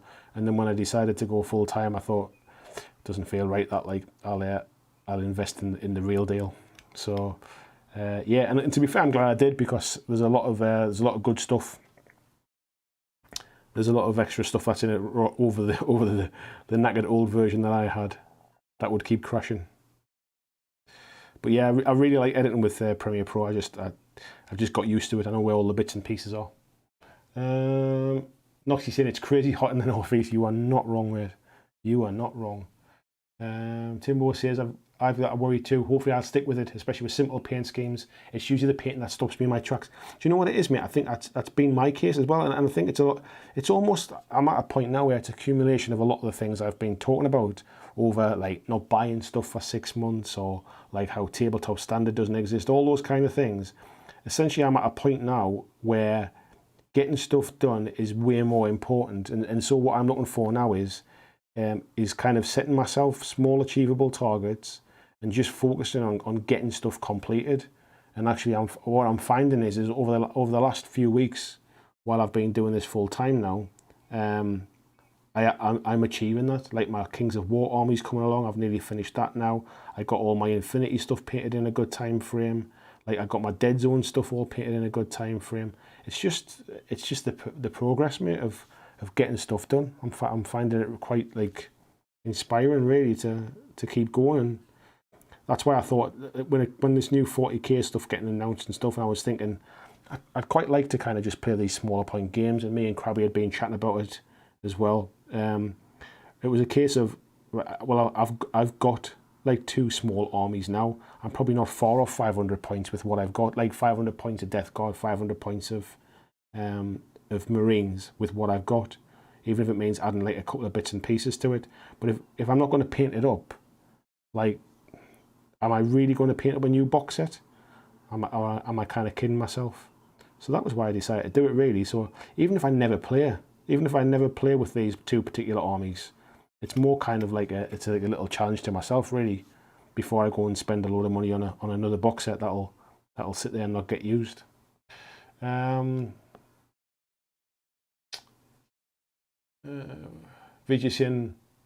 yeah, 8th edition starter box, mate. That's what it was, mate. Yeah, Vijay, is there a new box with Ratkin coming for Kings of War? I think there is, mate. I think there is, but I think is it? I think they'll come out for Vanguard first. If I remember right, I could be completely wrong though. But there's plans for them to be a proper full army release, I think. But I'd imagine they'll probably come for will come for Vanguard first, which is what was confusing me when they then released that new Vanguard starter set and it had 2 old armies in. I assumed if they were going to release a starter set now, they'd release 2 newer armies. So, anyway. Steve says, was late in tonight as I had my club's chairman around discussing about when and how we will be reopening the club. We had contact with hall provider and hopefully should be soon. I think now we're starting to reduce it to like 1 metre. That's potentially kind of given some leeway now for gaming, because essentially if you're playing over a 4-foot table, I got no idea how people thought they could do it over 2 metres by opening shops and stuff like that, gaming clubs. But if you can do it over a metre, with some kind of distance and stuff, I think you're getting to a point now where actually, like, short of a complete sort of relaxation of all restrictions, I can't see how else, like, what else you can do really. And essentially, as long as you can like limit space between tables and use your own dice, all that kind of stuff, not be rolling other people's dice, don't touch other people's models, that kind of stuff, I think you're kind of getting close to it.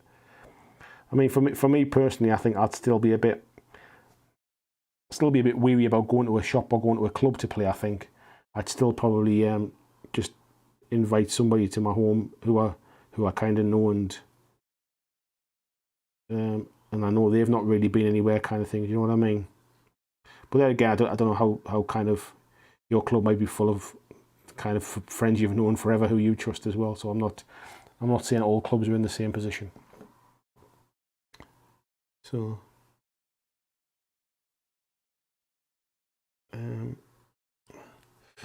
yeah, probably play a bit of Blitzball. Nice one, mate. Creative Cloud, mate. Yeah, that's the one. I couldn't remember the name. The Adobe Cloud thing. Luke said, yeah, picked up the Creative Suite when it was on offer. We had a dodgy copy back in the day. I found it super daunting, but once you're a few hours in, you realise.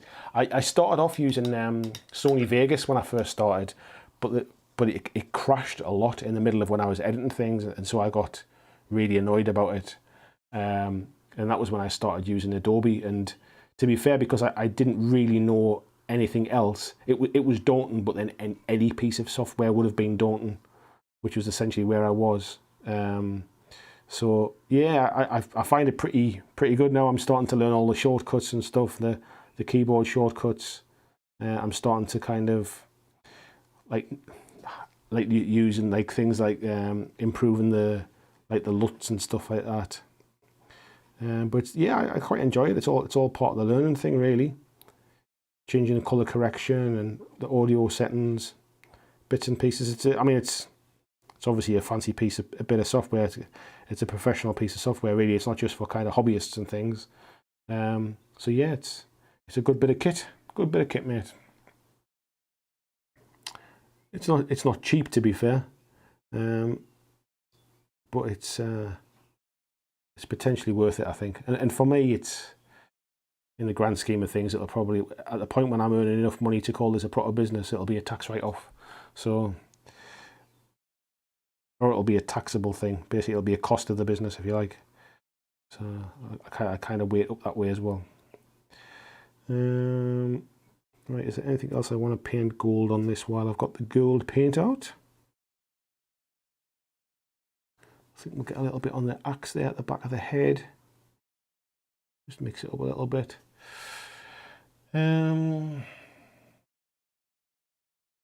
Yeah, Dave's saying with Death Guard you've got to do a controlled kind of messy. Yeah, it's a fine balance, mate, isn't it? I mean, you can just make it look really messy, but essentially all I'm kind of doing it. So by priming it with the Death Guard green, it essentially kind of cuts a lot of time out of the painting process, because the vast majority of the model is going to be that Death Guard green.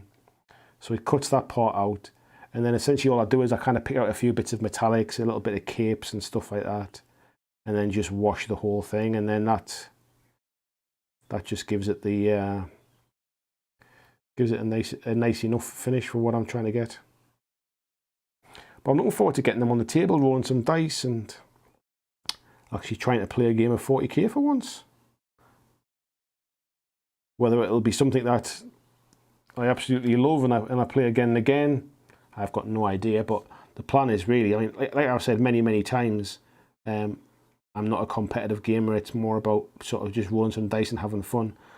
but the game itself is hugely popular, and I think as somebody that does this for a living now, it's remiss of me not to at least have an opinion on the game by playing it rather than having an opinion from what I hear online. So I just think it's part and parcel of call it business research or market research. Really, I need to know more about the most popular game in the tabletop world. So even if that opinion turns out to be it's not for me, at least I can give you a really sort of cohesive reason why it's not for me. But I'll still continue to play every other bloody game as well.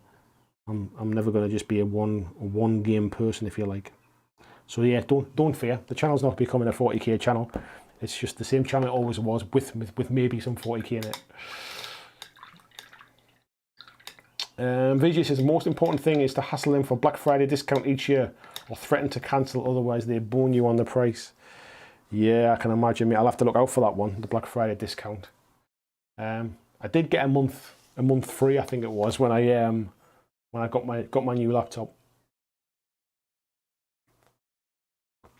Christian says been looking at Filmora. I've heard a few people use that, mate. Actually, I think it's meant to be pretty decent.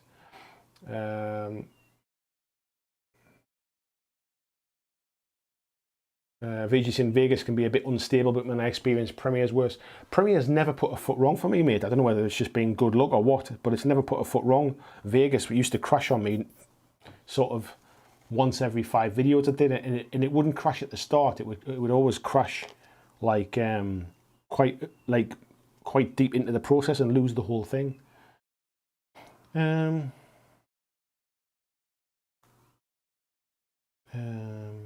are we up to? Pomsy says, been in Germany so far, staying away from the news. I must have missed something in the conversation. Fear saying, sorry for the nerd talk, but this stuff is my jam. No, I'm good with that, mate. Don't worry about the codec issue stuff and that. I like that chat as well. Steve saying, we've had to do a risk assessment, which everyone needs to sign up for, including cleaning and face masks. Hopefully, if everything goes to plan, we'll reopen on the 12th of July. Nice one, mate. Pomsy, I like your motto, mate. I do. 12 new outbreaks in Spain as well. Pomsy saying, Busey saying that. It's not a lot, to be fair, is it, in the grand scheme of things? But it's just that we're in this kind of mindset at the minute where it's almost panic stations. So it's easy to get kind of panicked about this stuff now. But in the grand scheme of things, like 12's not a lot in a country the size of Spain, is it?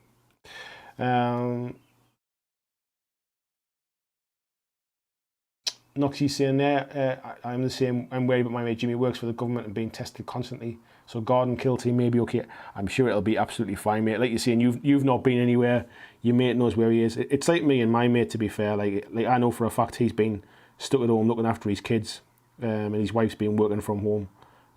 Like me and my wife and our little one have been over to their garden to kind of sit and have a chat with them.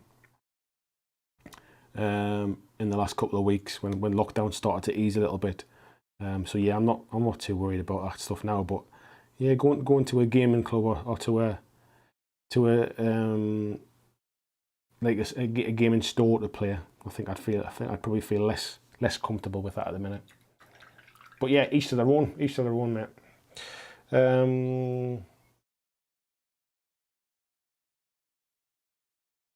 Busey saying, not surprised when I saw people hugging and shaking hands, fist bumping this afternoon when I went for a beer. I tell you what, mate, this is the problem. I think the same thing is we're going to see similar things happening in the UK. I mean, one of the things I was just reading tonight, and I'm trying to avoid the news, but unfortunately I can't seem to escape it, is that so July the 4th, when our pubs start to open, is a Saturday. Like, who opens the pubs on a Saturday after they've been closed for 3 months? It's going to be like New Year's Eve, because every knob in the best mate is going to be queuing outside pubs waiting again. I mean, we saw what it was like in the UK when they opened McDonald's. There was queues for miles. What do you think it's going to be like when they open pubs? It just feels like it's been a little bit ill thought out. Like, why didn't they open them like on a Thursday or something when people are at work? At least try and kind of like ease into it. So anyway, I can't see me rushing to the pub anytime soon, so it doesn't really affect me personally.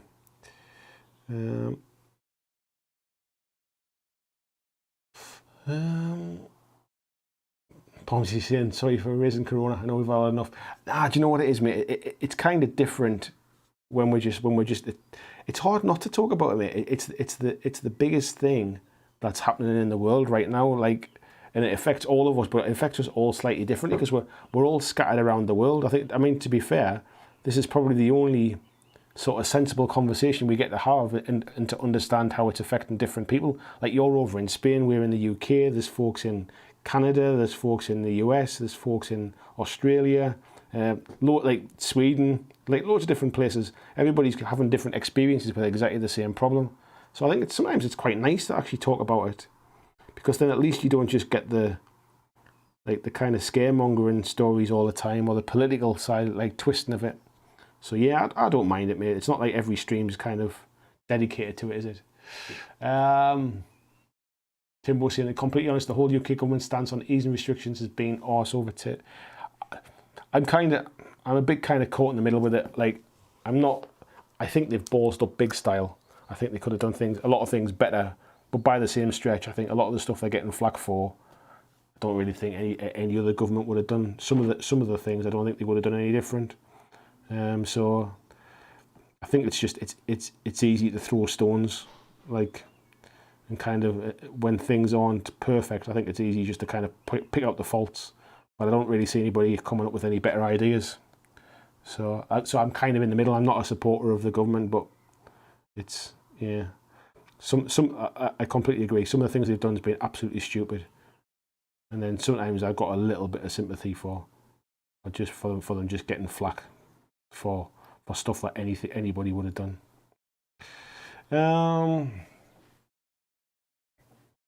Phil saying, Ireland, I wouldn't cross the road for McDonald's.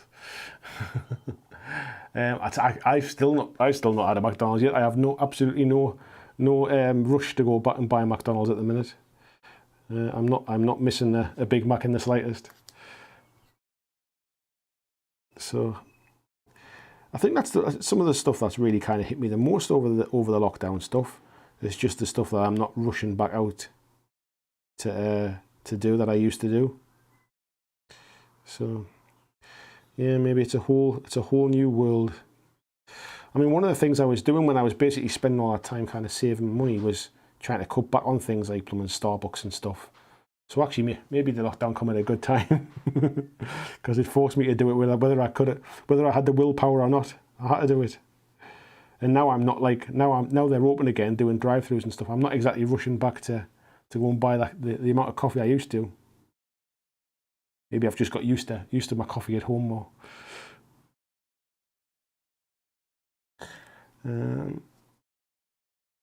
Right. How are we doing here? I think that's come together quite nice. So yeah, I'm just kind of picking bits out, really, highlighting bits. He's got some gribbly bits on the ground there. We've got anything else I need to pick out? That's bits of silver. That pretty much does it, really. We'll do the pink bits now, I think.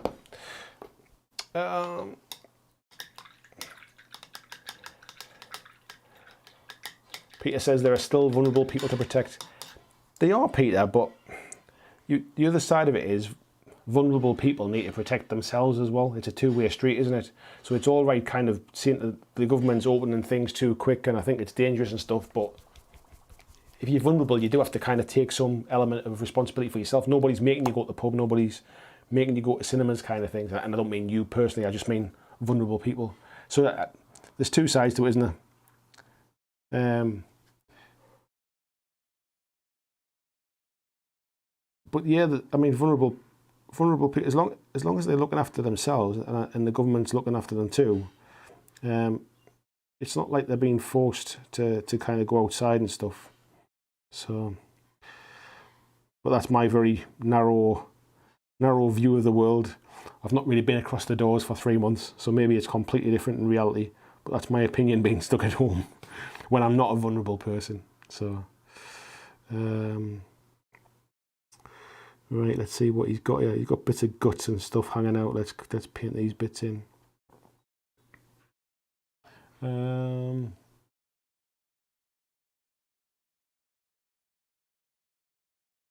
Palmsy's saying he wouldn't go to a pub in the UK anyway. £5 a pint, no thanks. my local pub is £5 a pint, mate. Actually, I think it's £4.50. It used to be. It'll have probably gone up now, though, by the time it reopens. I can't see anybody complain about the price of a pint when they all come piling through the front door. So it's going to be interesting, that's for sure.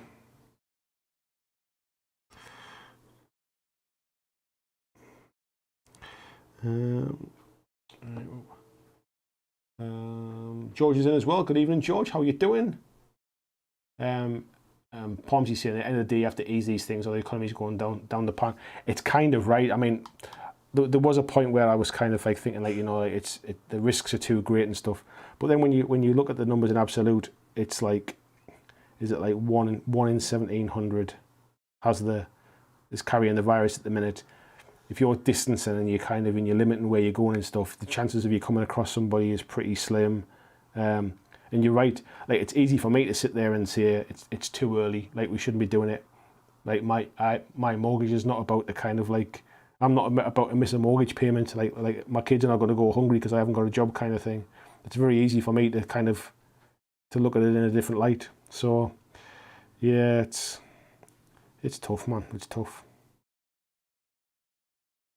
Right,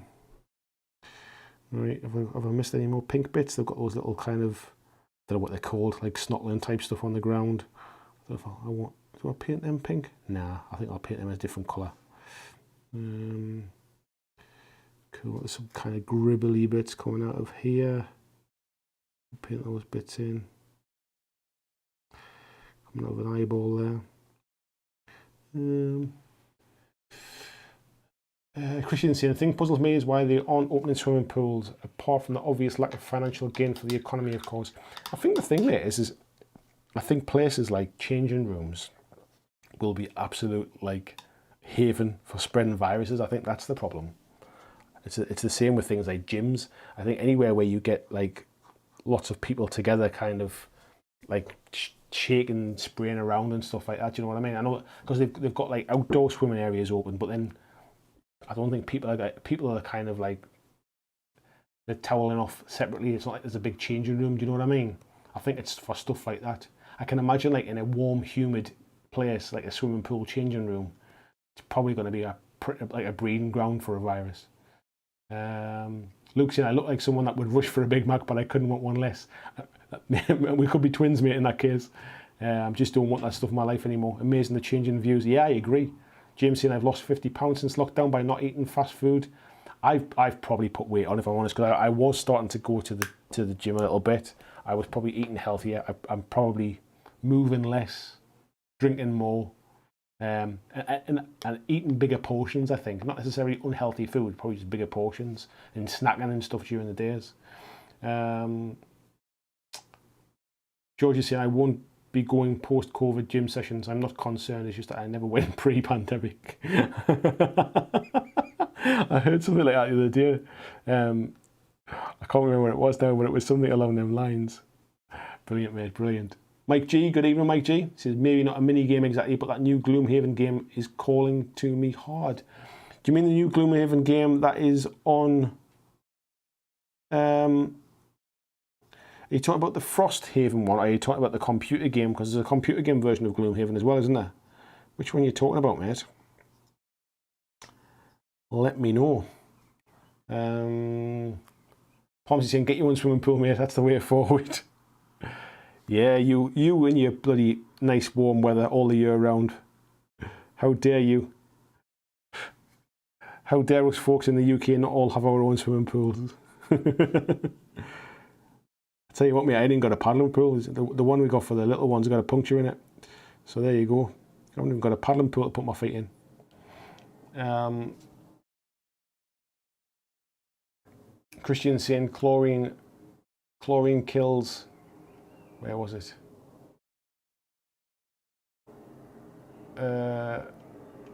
Chlorine kills COVID. Yeah, do you know what it is? Me and my wife were having the same conversation tonight.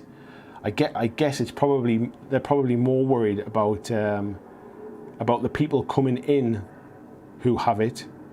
Then it hangs around in the changing room. It might not survive in the water itself, but the kind of like the warm kind of changing areas is probably where they've got the bigger issues, I'd imagine. That's all I can think of, mate. I mean, obviously I've not seen anything on TV that suggested that. That's just me kind of thinking out loud, really. Pomsy saying, going to get a paddling pool and stick it on my terrace. You're welcome anytime. I tell you what, mate, well, we'll be able to get flights soon anyway, that's for sure. Steve said, I do miss my Costa, not so much for the coffee, for the staff at my local, 4 days a week for years, and I really miss the morning chat. Do you know what it is, mate? I think I realised that myself. So there's a Costa coffee not too far from me, and I'd kind of gotten into a bit of a routine of just going for a cup of coffee on a morning, like drop my little one off at nursery, take my laptop with me, just sit there, do a little bit of work, more just to kind of like to get out the house and break the day up a little bit when I was working from home or stuff like that. Just to feel like I wasn't just kind of sort of sitting doing the same stuff all the time. I'm with you. I think it's not the actual cup of coffee that I miss. It's the actual change of the scenery. It's almost the social aspect of getting out and kind of socialising a little bit, if you can call it socialising. You know what I mean.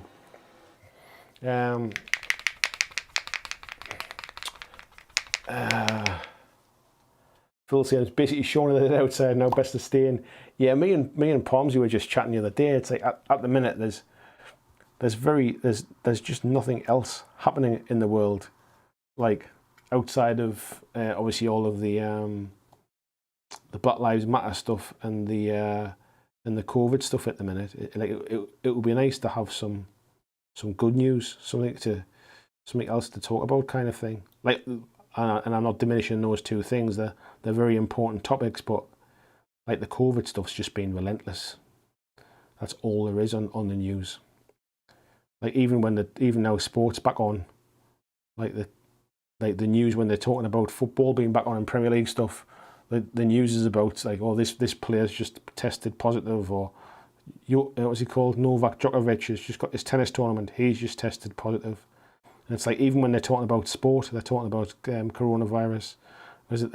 I think there's a Jamaica or West Indies cricket team coming to the UK for a test, and some of their players have just tested positive. And it's like, even when it's news about sport, it's about coronavirus. Where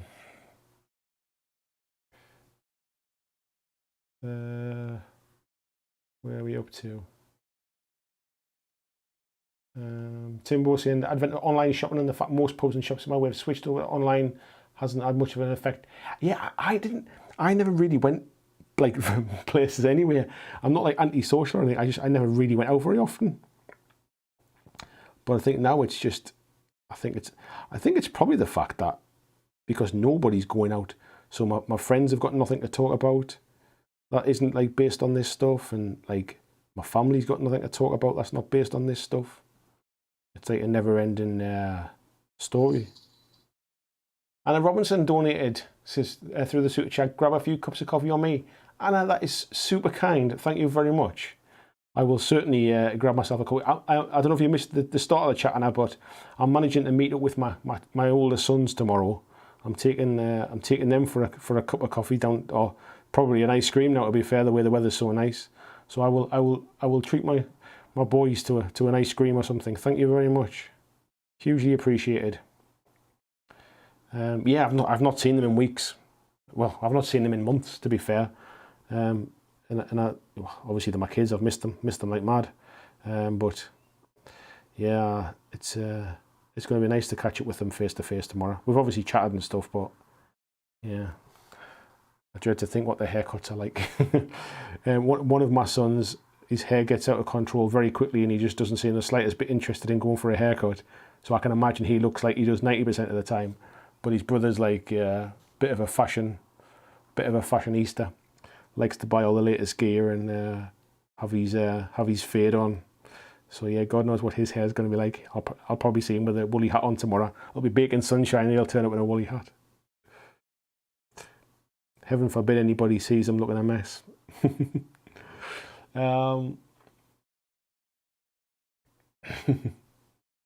Peter says, excuse me, sir, I never shake and spray in a changing room. That's not what it said in the court case, mate.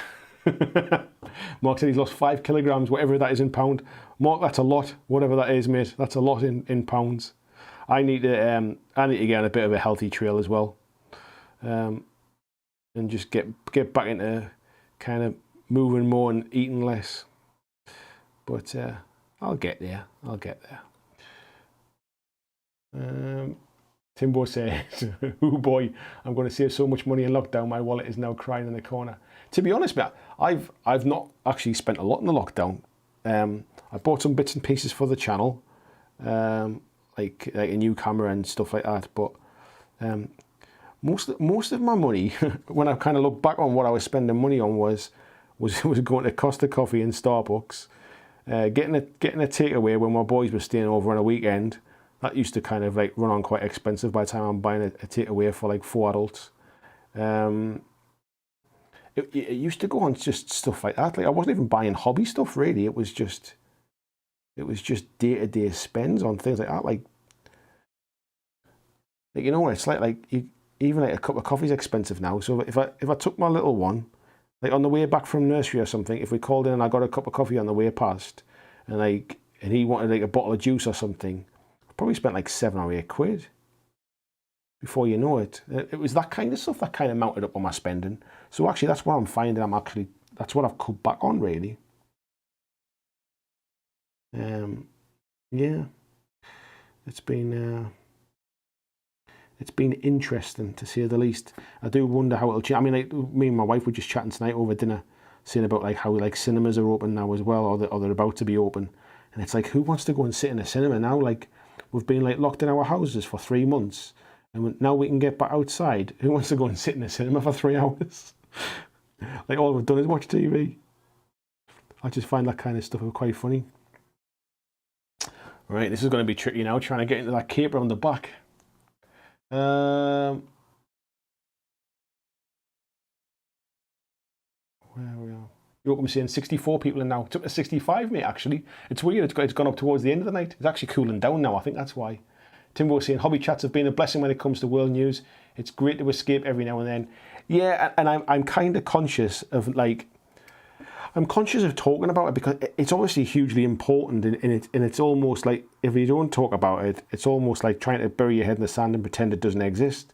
And part of me quite enjoys the conversation with like a mixed crowd from all over the world to kind of understand like how everybody sees it different, basically. Like, you know, so like what's everybody going through? Because we all have the hobby in common. It's something else we all have in common, and we're all going through the same issues, and we're all worried for our families and our loved ones and stuff.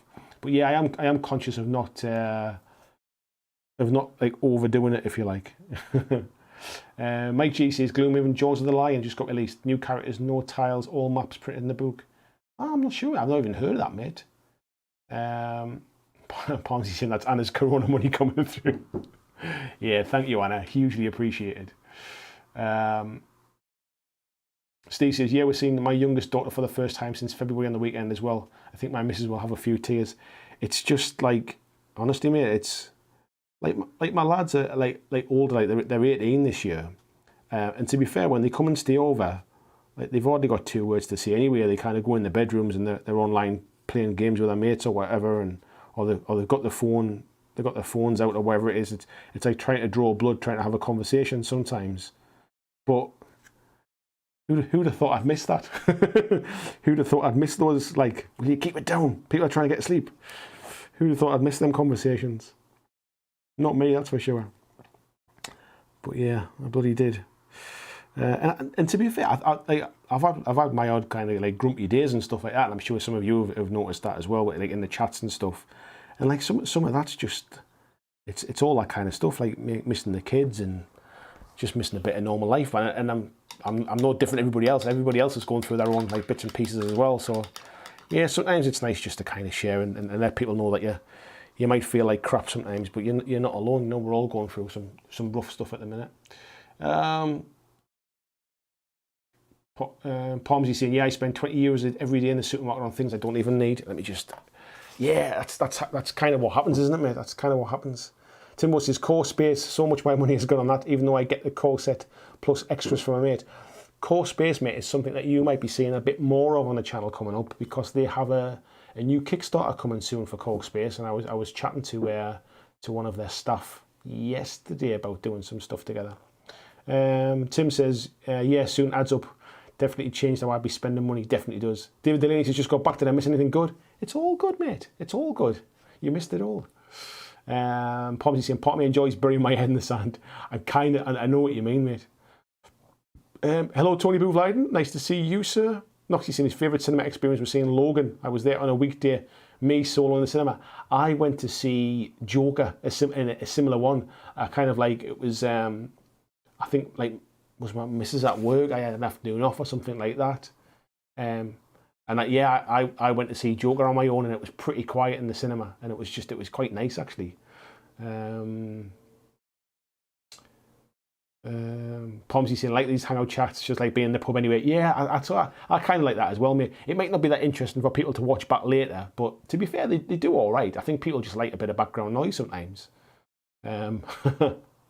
Who wants to pay a pool? I'll stick a quid on the table. Peter's saying, I bet in the pub there's no fruit machine stealing your change. Timbo says, new core space stuff is going up on Kickstarter soon. It's a great game, perfect for lockdown. So 100%, mate, yeah. Peter saying, everybody has bad days, but always remember, if you don't have bad days, the good ones wouldn't be as memorable. How very, very wise, mate. You're always right. George saying, yeah, to pay core space since the Kickstarter. Painted a few of the minis, though. The minis are quite nice, actually. Richard says, you've done it now, Andy. I'm painting the demon eyes on the front of my boat drones. Last thing to do with this 1,000 points I've been working on. Need more Plague Marines, I think. Well done, mate. It's a nice achievement, isn't it? And Pomsy saying, best thing about the cinema in Spain is you've got aircon, so it's a reason to be there in the summer. Yeah, maybe if they've got aircon in the ones over here as well, you might see people flooding in there. It's amazing how much you kind of spend at the supermarket and stuff, isn't it? Just reading your comment there, Pusey, that wasn't just a random comment. Yeah, it soon rounds up, doesn't it? You kind of forget that bit. Let me just let's go back to this. I'm going to paint the handle on here as well. I like to paint the handle red. Or will I paint the handle red? It might stand out a bit much. He's my hero model, isn't he? Let's just paint it. I can almost paint over the top of it if I don't like it when it's done. Can always like lighten it up and stuff. So VJ saying, yeah, aircon in Aussie cinema is great. Paul saying, this is where I come to stick my head in the sand. Yeah, it's kind of like that, mate, isn't it?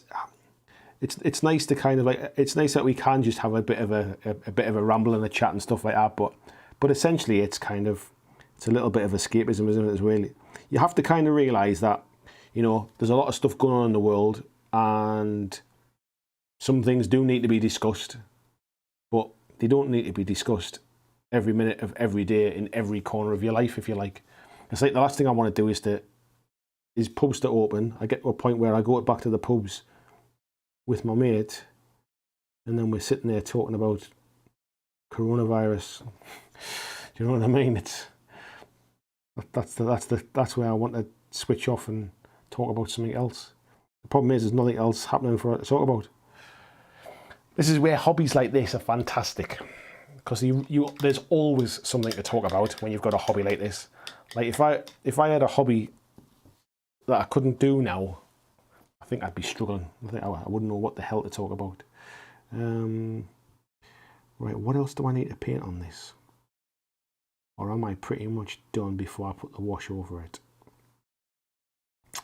I think we'll call that one, we'll let that one dry 2 minutes. I'll put a wash over it, and then I'll probably call it a night on that one, I think. Vijay is saying it works on the weekend. He's a big movie fan. I often go to the movies on weekdays, so much I actively avoid going. I think that's maybe where I get to, mate, now, to be fair. Vijay saying, yeah, aircon and Aussie cinema. Oh yeah, we've got that bit done. Peter says paint handle red triggered some people there. Oh, do you know what it is, mate? I don't care, because it'll look fine when it's done. It'll look fine when it's done. It looks a different red there, but it's exactly the same red as what's on here. It'll dry a bit darker, and then I'll lighten it up as well. I don't care. Luke Pryor says, do you use a Stream Deck? I do, mate. Yes, I do. Do use a Stream Deck. Yes. Foul Mood Sentinel says, blessings of the Plague Father upon you tonight. Greetings, little poxlings. Hello, mate. How you doing? Where are we at? Paul says, people think coronavirus and Black Lives Matter riots are bad. Then you found out that China and India have been fighting and killing each other in a border dispute. Two nuclear powers engaged in lethal fighting. But in here, it's just hobby. I think it's one of those things, mate, isn't it? It's like, there's stuff happening all over the world, isn't there? But people tend to be concerned with what's happening on the doorstep, and I think that's just human nature, really. Like if we started worrying about like sort of wars on the other side of the world that I can have absolutely no influence in, then I think it's getting out of hand of worrying about too much, if you like. Yeah. But yes, in here it's hobby. That's the way I'm at. Timbo says, only ever go to cinema solo. Can't be been waiting for people. Luke said, every now and then it looks like there is a Death Guard on the moon. Like that, mate. Or is it like that? Is that what you mean? Busey saying, last summer McDonald's was doing a meal and a cinema ticket for €10. Was tempted just for 3 hours of aircon. Nice, mate. Even watching a film in Spanish. Noxie says, we're going to meet in a pub, but after extra time, please don't mention the plague. Well, what they were saying today as well is, even when the pub's open, you won't even be able to go and watch the football in the pub, because they don't want like people sort of sitting like shouting, and because when they shout, they'll spit. Well, you know what I mean by they'll spit. Like there'll be flecks of spittle will come off their mouth when they shout and cheering, and people jump up and hugging each other and all that kind of stuff. When somebody scores. So yeah, so they're not even going to have sort of football in the pub, so nothing to take people's mind off it. VJ saying, yeah, as a man of leisure, now you can go to the cinema during the week too. Exactly, mate. See, I get to choose when I have my time off. Like if I'm working till kind of like 11 o'clock at night, if I want to take three hours off during the day to go to the cinema, I'll take 3 hours off during the day. Tim says, blame my missus for 2020. Sorry, folks. She said on Facebook on New Year's Day that this was going to be her year. I think she jinxed it. Foul Mood Sentinel says, he's fine. Thanks for asking how fares the painting. All right, mate. I've been cracking through these ones here tonight. So we've got a few on the table. There's just washes on them that's drying over at the minute. And then I'll crack on and kind of highlight those ones up. I'm just waiting for this little bit of dry here, and then I'll put a wash over that, and then I think that's my painting done for today. Timbo says, you only really hear what the media wants you to hear. It's almost never easily accessible. Yeah, and I think that's the problem, mate, isn't it? That's the problem. It's like, and I'm probably getting not even political, just going like off topic now, but there was a whole thing about somebody flew the banner over the Etihad Stadium, which basically said White Lives Matter, Burnley, I think. And it was on, and I saw it basically on I think it was BBC News the next day, where they were saying about like how offensive it was, how inappropriate it was, how disgraceful it was, how Burnley had apologised. And all the while they're saying this, they just kept showing it flying across the screen over and over again on like a big loop. And I thought, if this is so offensive and you're making a huge big story and like kind of if it's so disgraceful, why are you showing it on TV to kind of like millions of people? Why are you highlighting it? Why are you putting it on the screen? Surely like some people saw it yesterday. Now everybody saw it because you've put it on TV. If it's so offensive, like don't show it. That's the bit I couldn't understand. Like, and that's just the news kind of like, that's the BBC or whatever going for their kind of clicks and stuff and trying to get viewing figures up and going for the outrage stuff. And I find that strange, and it's like, you know, you can't say something is hugely offensive to people and then show it on TV, because then you're the one that's causing the offence. I find that stuff strange. Where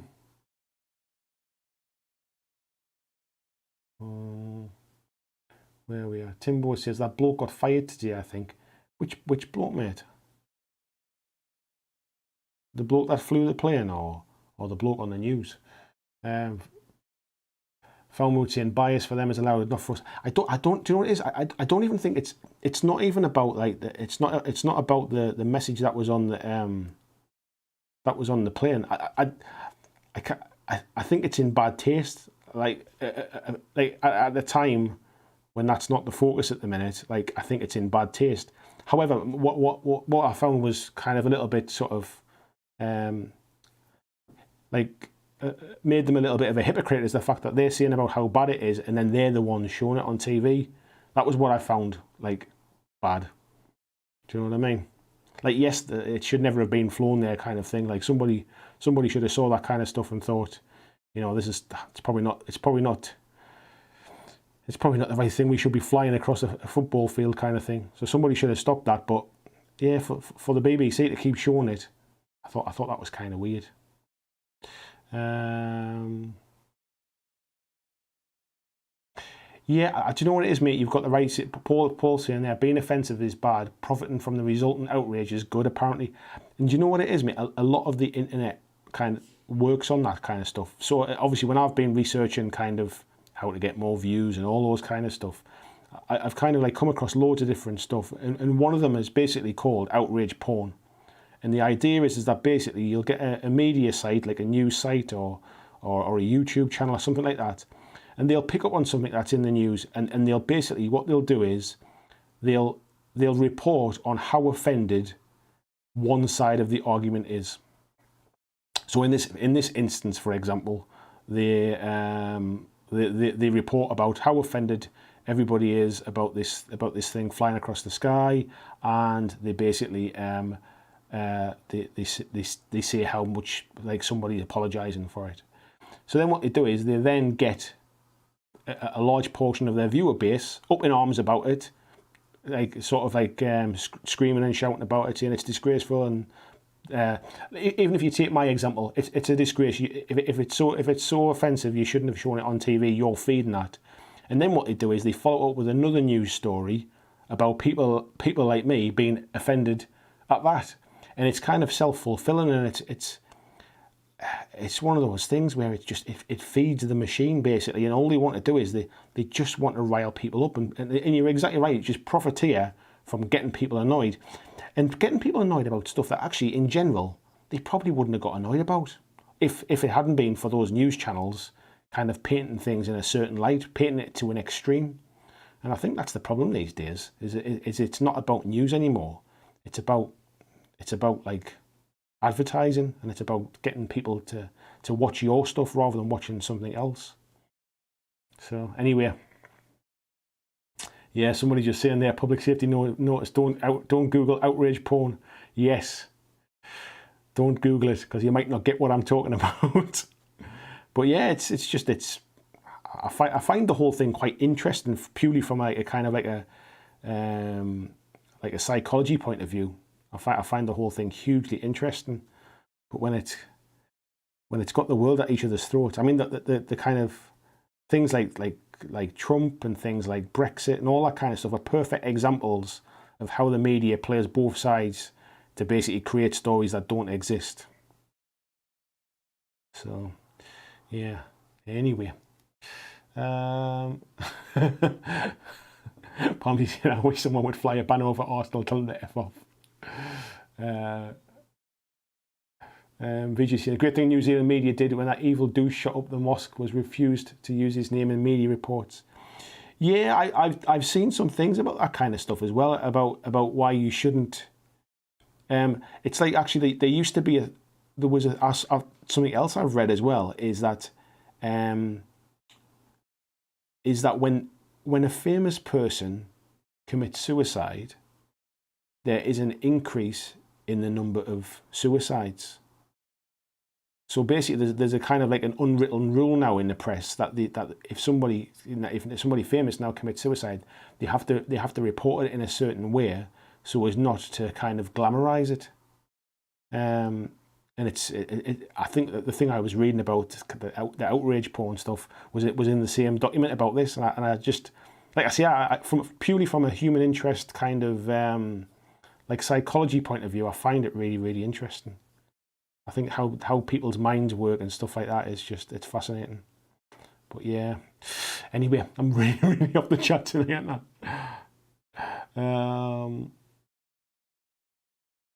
Palmsy saying, yeah, we live in bizarro land. Don't try and make sense of it. Peter saying it used to be, look at that idiot. Now it's let's film that bloody idiot and post it. Yeah, exactly, mate. Felmo says this outraged bitch culture has reached its boiling point in the media and people forcing us to walk on eggshells for the minutiae. It's really going too far. Yeah, and I think what essentially it tries to do is now with every big sort of issue there is, it forces people into one of two camps, like for or against, or kind of left or right, or whatever it is. And like your average person, probably 99% of people here in the chat tonight, your average person probably doesn't really have a strong feeling on it one way or another, but you're kind of sort of almost forced into having an opinion on stuff. You're not allowed to be moderate anymore. You're not allowed to kind of change your mind. You're not allowed to, like, you're not allowed to just take the middle ground. It's almost like the world's in a position now where it kind of forces you into are you for or against? And sometimes you might be for certain parts and against certain parts, but you're not allowed to do that anymore now. Anyway, folks, I apologise for kind of going off track. I think it's because I don't have anybody to talk to. I don't have anybody to talk to at the minute. Paul says, yeah, don't Google outrage porn and don't Google Star Wars porn. I did that on a Discord stream last weekend after someone disputed its existence. Yeah, Tim was saying centrism is frowned upon. Yeah, that's weird, mate. Peter says you are not allowed to not care. I don't even think it's about not being allowed to not care, mate. It's just you have to kind of, like my first, like the first time it really kind of hit home to me was the whole Brexit stuff, because it basically divided a nation, and I'm sure in the States probably the whole you were either like Trump or Clinton kind of thing was probably a very similar type of thing and stuff, and we seem to see it more and more now on every single issue, and it's just a shame that you're not allowed to really just have a discussion about it anymore, really. Anyway, Felmood saying it's all in our minds and needs venting sometimes. Yeah, these streams are not meant to be about this kind of stuff. Anyway, let's chat. Well, let's chat games for the last 5 minutes. Get my mind off it. And we'll talk about something else. The best bit is we've got 65 people in the chat now. It's the most we've had all night. Maybe I should become a political channel. Yeah, I should. Maybe that's right. Maybe YouTube's picking up all my thoughts now and they're sharing it out. The numbers are going up towards the end. Yeah. Southern folks. We've got a few people who got games on today. VJ's got his games going on. We've got, who else was it again? John Estle's got some games going on. Noxie's got a game going on. Peter said he's just got back from Googling some stuff. Talk games. Anyone seen the new sculpt for the Sisters character? I haven't, mate, actually. No, I haven't. I saw there was some new stuff for 40k tonight, but I've not had a chance. I've not had a chance to follow it up and read what it was about yet. So yeah, I'll tell you what. I'll very quickly just show you what we've on the big screen here. So we've been painting this guy up tonight. He's kind of coming together. I think until you get the base done, it always looks like too green. So it'll be all right once that's kind of done. Trioxin's asking what wash is that? It's just the Agrax worth, mate. It's just the Agrax wash. So yeah, that's him done. Obviously, things like this, kind of like this stuff on the top, I'll probably like paint that something like ultra and grey to lighten it up, and then I'll use some kind of contrast paint to use some kind of like misty smoke things in here on this ball thing as well. And once the wash dries tomorrow, I'll kind of go and I'll highlight up some of the bits of the metallics and stuff. So that's one done there. We've got these guys are done as well, where basically just again just kind of washed down. They need highlighting up and stuff and that as well. So you can see things like this kind of like bone that comes around the top. We'll highlight that up. Things like the bell, we'll get a nice silver dry brush on that. In fact, let me just really quickly, I'll just kind of show you what I mean, just to show how it starts to brighten it up a little bit. Once you start to do that. So let me just zoom in a touch.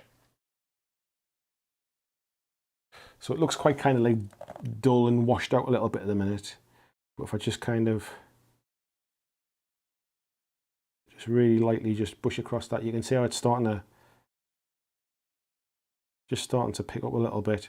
Same on the gun here as well. If I just really lightly start to brush on that, you can just see how it's just starting to pick bits up, and same on these little bits of chains and stuff here. Even on the gold bits, you can sometimes dry brush a little bit of silver as well. Just like when it's right on the edges of the gold stuff, it just gives it a little bit of pop to it. Just brightens it up a bit. So yeah, so that's sort of a job for another day. Basically, I'll brighten that kind of stuff up and start to lighten it up a little bit. And then also things like, and I'll just show you really quickly, things like using a pink horror.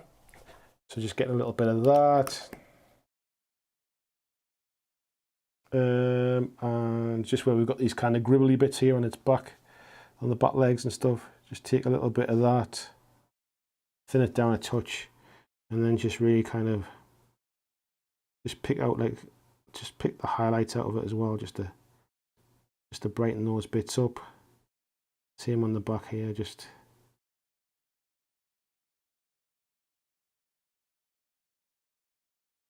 so you just kind of just so it picks bits out, really, just so it doesn't all look really kind of dark and dingy. It's like essentially I want the armor to be dark and dingy, but not the whole model, if you like.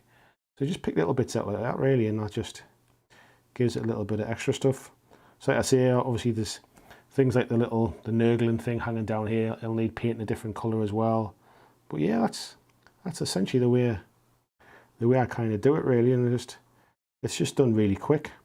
It's nothing fancy, but once I've done the bases and things, it'll really kind of start to come to life a little bit more. So that's those two, and then we've got these two guys that we did early on as well. So, and again, they're just at that stage where they've been darkened down. You can see on his chest again there, where he's got. Let me just thin that down. He's got this kind of like thing on here, so we'll just. Even just like little lines across it like that, just to make it look like it's kind of sort of ribbed, a little bit like ribbed or wrinkles, just to kind of pick that out, really, just to give it a little bit more interest, really, a little bit more focal.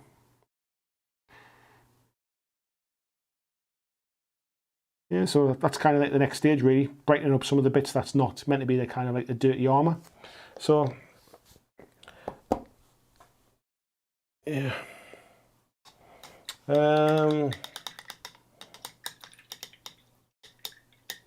Let's go back. Phil's in, very nice, mate. Thank you very much, sir. Timbo was saying, never seen a spray, wash and dry brush look so easy. There you go, mate. It's just like that, man. That's all there is to it. It's not hard. VJ saying, I think my next two 40k purchases will be Fabius Bile and the Zort. The Fabius Bile model is very nice, actually.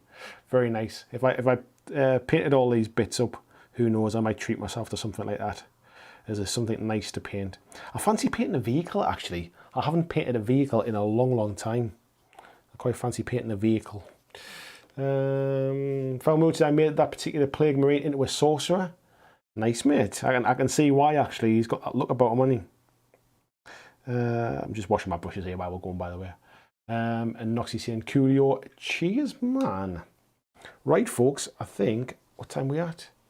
So much for not having a late one. We still went past 11, so yeah, not too bad.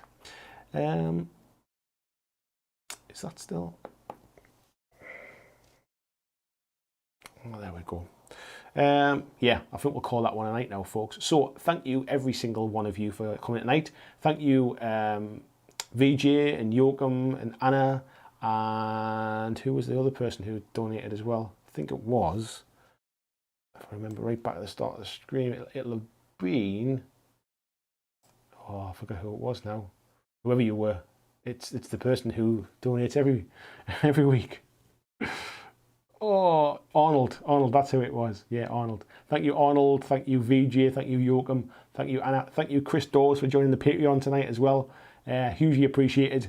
I will see you in the next video. And if for whatever reason the next video doesn't get up this week, because I'm kind of waiting for something to arrive for it, If it doesn't get up this week, I will see you on Monday's live stream. So, thank you very much, and I'll see you then.